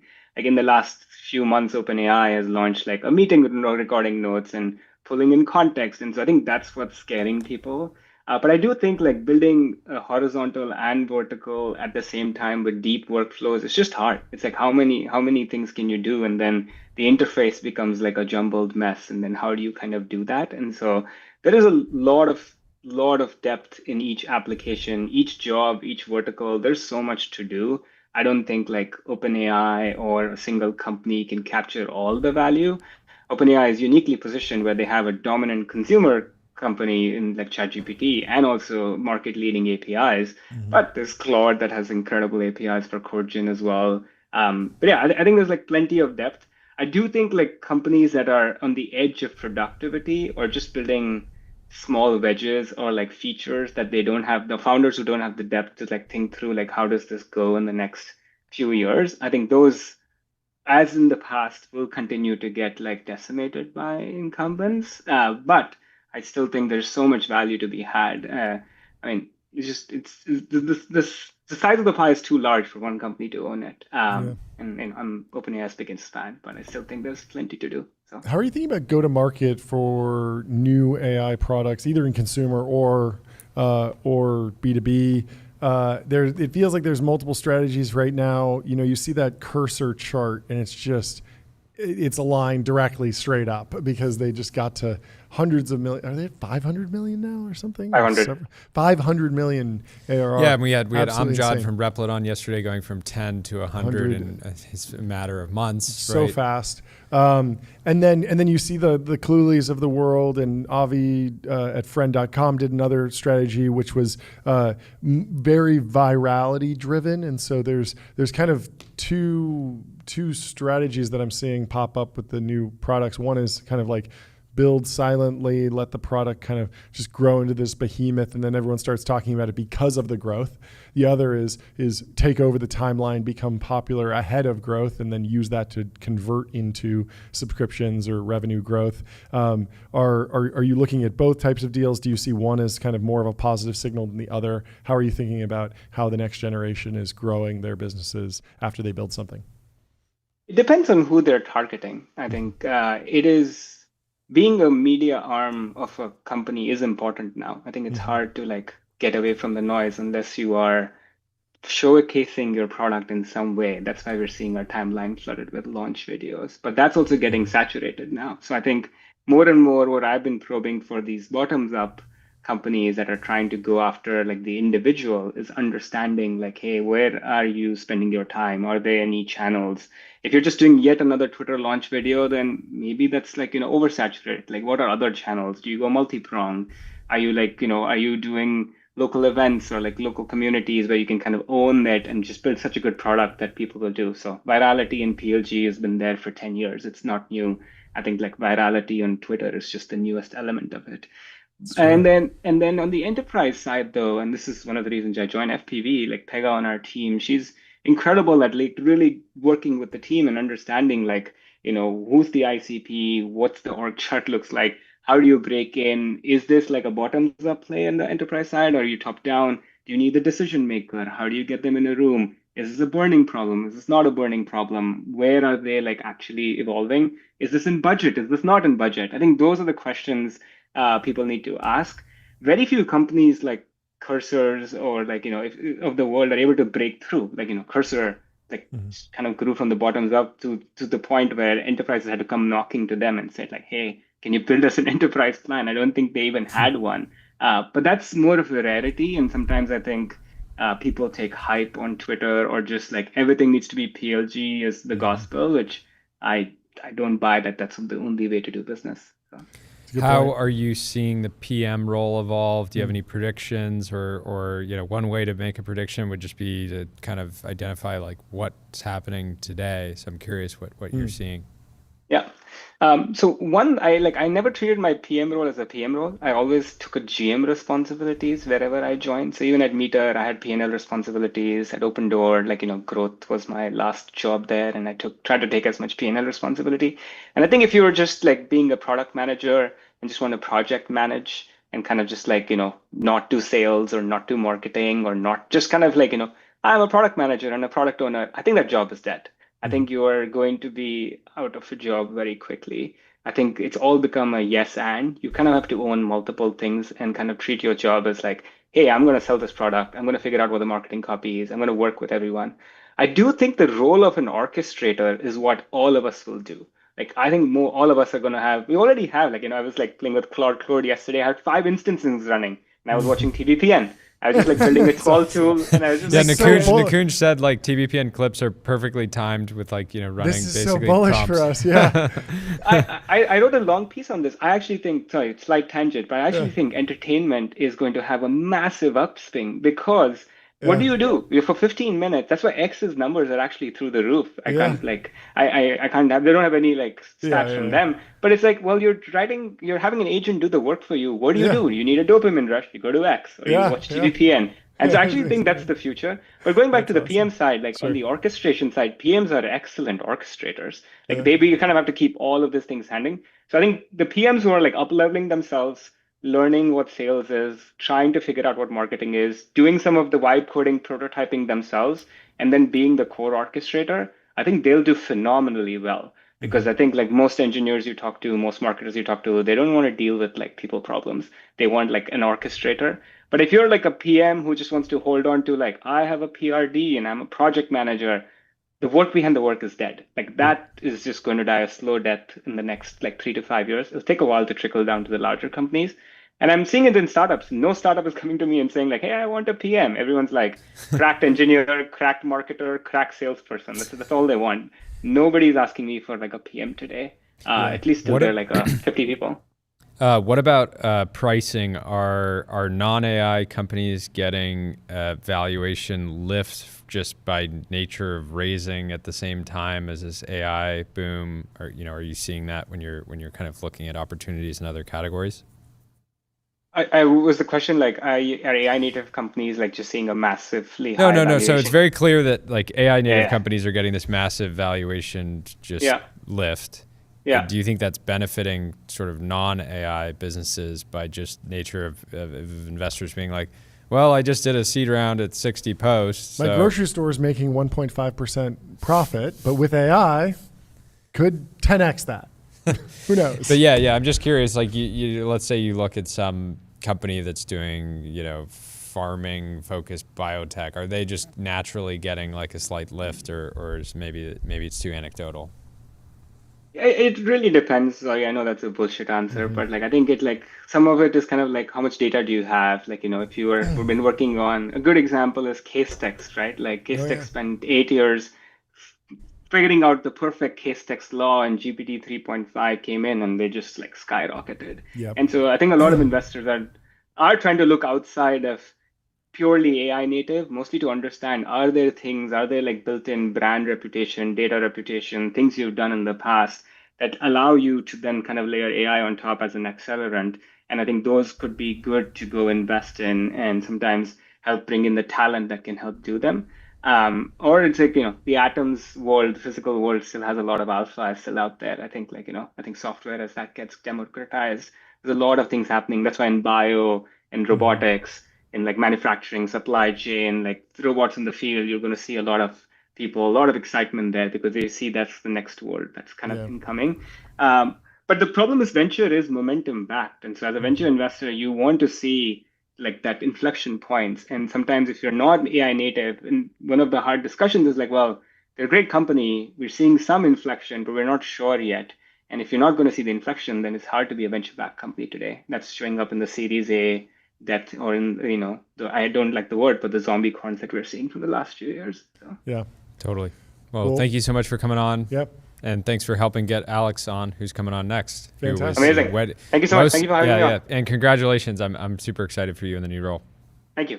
Awesome. Appreciate it. Come back on soon. Cheers. Really quickly, let me tell you about Bezel. GetBezel.com. Shop over 25,000 luxury watches, fully authenticated in-house by Bezel's team of experts. And let's bring in our next guest, Alex. Welcome to the stream. How are you doing? How are you? Alex. Good to you. Sorry that I was trying to get hold of.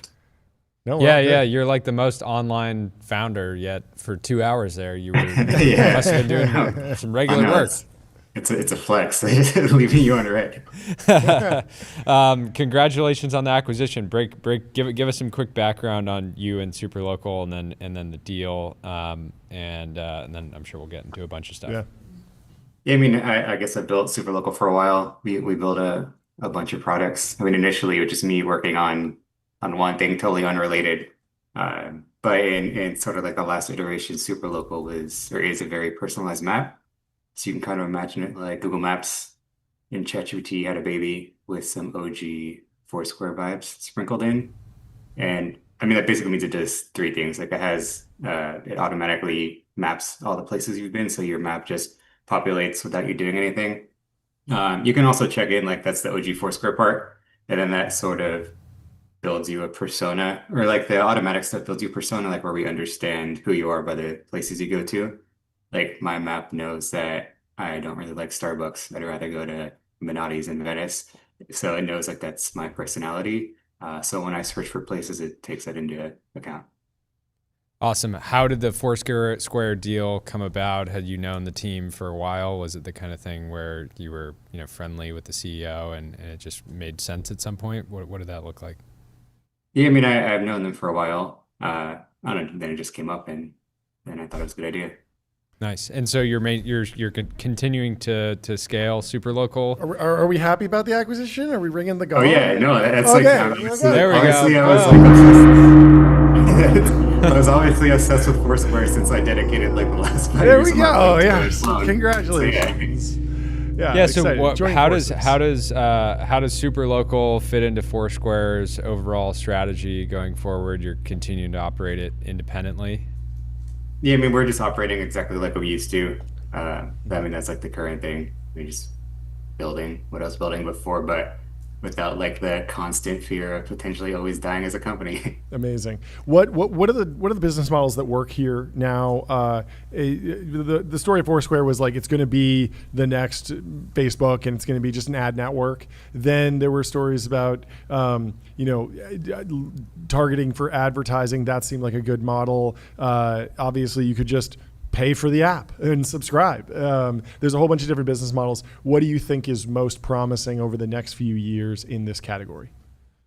Yeah, I mean, I know like they're mainly focused on their B2B stuff. Yeah. So I don't know as much about like the B2B side. So I'm Sure. basically just focused on growing our consumer app. And what are you bullish on the consumer side? Like, because this is happening in the context of AI. Like, there's a lot of people on the $20 plan for ChatGPT. A lot of people use the free version. Some people are on the $200 plan. Google has a $500 plan. So there's clearly a willingness to spend on consumer AI apps that are just on your phone. At the same time, advertising is undefeated. It's one of the greatest business models ever. And if you can get to scale, that makes a lot of sense. So how do you see this playing out for you? Yeah, I mean, I feel like Play Search actually has maybe like some of the easier monetization in general, because like if we have like hotel search, things like that, there's like pretty good ways to make money from like Expedia by booking people out. I mean, we've done stuff with subscriptions and it's actually done quite well. But that was actually before we had any AI search things in it. It always did rather well, just through like little gamification features. So I don't know, that'd be a cool thing to scale. Yeah, things like that. I think it's kind of like. How are you thinking about the cost side of the business? I feel like the reason that we wound up in the paradigm of like $20 ChatGPT subscriptions is because the GPUs are on fire. And we talked to George Hotz, and he was like, OpenAI is losing money on me because inference cost is actually material, as opposed to database queries, which are essentially free for an individual user. Has your AI bill ever been stressful? No, not really. But I guess it's also another advantage of Play Search. It's not like you need a new place every day. So Sure. it's like, like I would never like view our app technically as like a just purely like DAU app. I feel like it's probably like Sure. weekly, monthly, whenever you actually need a place, and that's not that frequent. I mean, I think it depends on like the city. Like I'm sure in New York City, people look for places more than LA, things like that. But Foursquare is a pretty famous New York company. Are you moving out there? Are you in LA now? oh no, I'm gonna move to San Francisco. San Francisco. In like a month or so. What are you going to do without Erwan? I know. I even have my Erewhon water right here from this morning. There we go. He's committed. Well, I would always that's run the into first him customer. when I lived in Venice. Yeah. I'd see him all the time. That's awesome, dude. Well, congratulations. Congrats. I want to see like over time the feature on Superlocals, like you basically can like remove the fog from the world, so like, Yes. you can basically see like how like a video game basically. I know the guy who posted that, Aiden. He posted that original viral image that went super viral of the fog of war on Google Maps, and people were talking about building it. But yeah, we had it before that actually. You did? That was a super random feature we built. Like we were No way. at another Venice place. We were like at Butcher's Daughters, and one of our engineers brought it up. He just made it over the weekend, and it just crushed it. That's amazing. Unexpected thing that did really well. I love that. Yeah, bringing in like almost a little bit of like the wonder of Pokemon Go and kind of IRL virtual experiences. Like that's It's actually cool. crazy how little the map would change because we leave home, go to work, go to the gym, come back, get breakfast, go to the studio, go home. Just do that over and over and over. Just the fog of war is just like the pipe on the one freeway that we go on and then come right back. Awesome. Brutal. Well, thank you for joining, Alex. Congratulations, Yeah. and hope to have you on again soon. Yeah, we'll talk to you soon. Yeah. Good rest of the day. Have a good Cheers. one. How did you sleep last night? I put up decent numbers. I think I might have you beaten. I'm I up got from mogged. yesterday. Remember, yesterday was an 82 for me. Today, 87.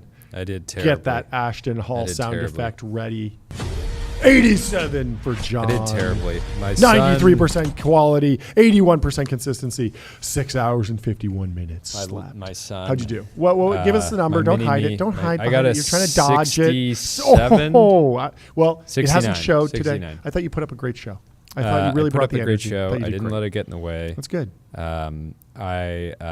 It was funny this morning because my son decided at 4 a.m. that sleeping was over. Basically, got in bed. But then the issue is my side of the bed was heating up as like the heat alarm clock. Oh yeah, which is just once you it's amazing. use it, Go to you can't go back. 8sleep.com. Use code TBPN.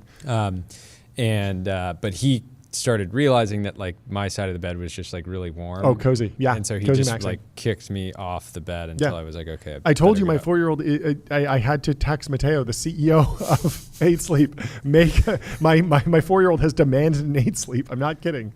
And, hopefully there's news to share there soon, but I might get him a big one and just wrap it around the edges because he's a huge fan of it.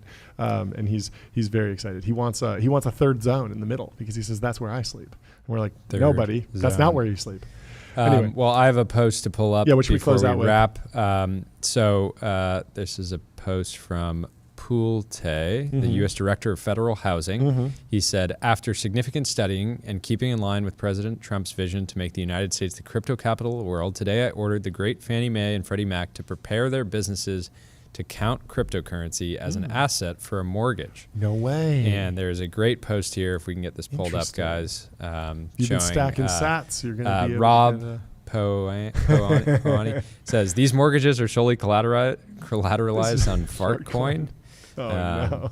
And that will happen. That will happen. That will happen. I'm sure they will value meme coins slightly differently. Hopefully. Than, the majors. Hopefully. But, anyways, super fun show today. Yep. I think that's pretty much it. Leave us 5 stars on Apple Podcasts and Spotify. And if you leave us a review on Apple Podcasts, if you're listening there, put an ad for your business in the review. Read it on the show. We'll read it on the show. Thanks and so much. Thank you so much for watching. Have a beautiful afternoon and evening.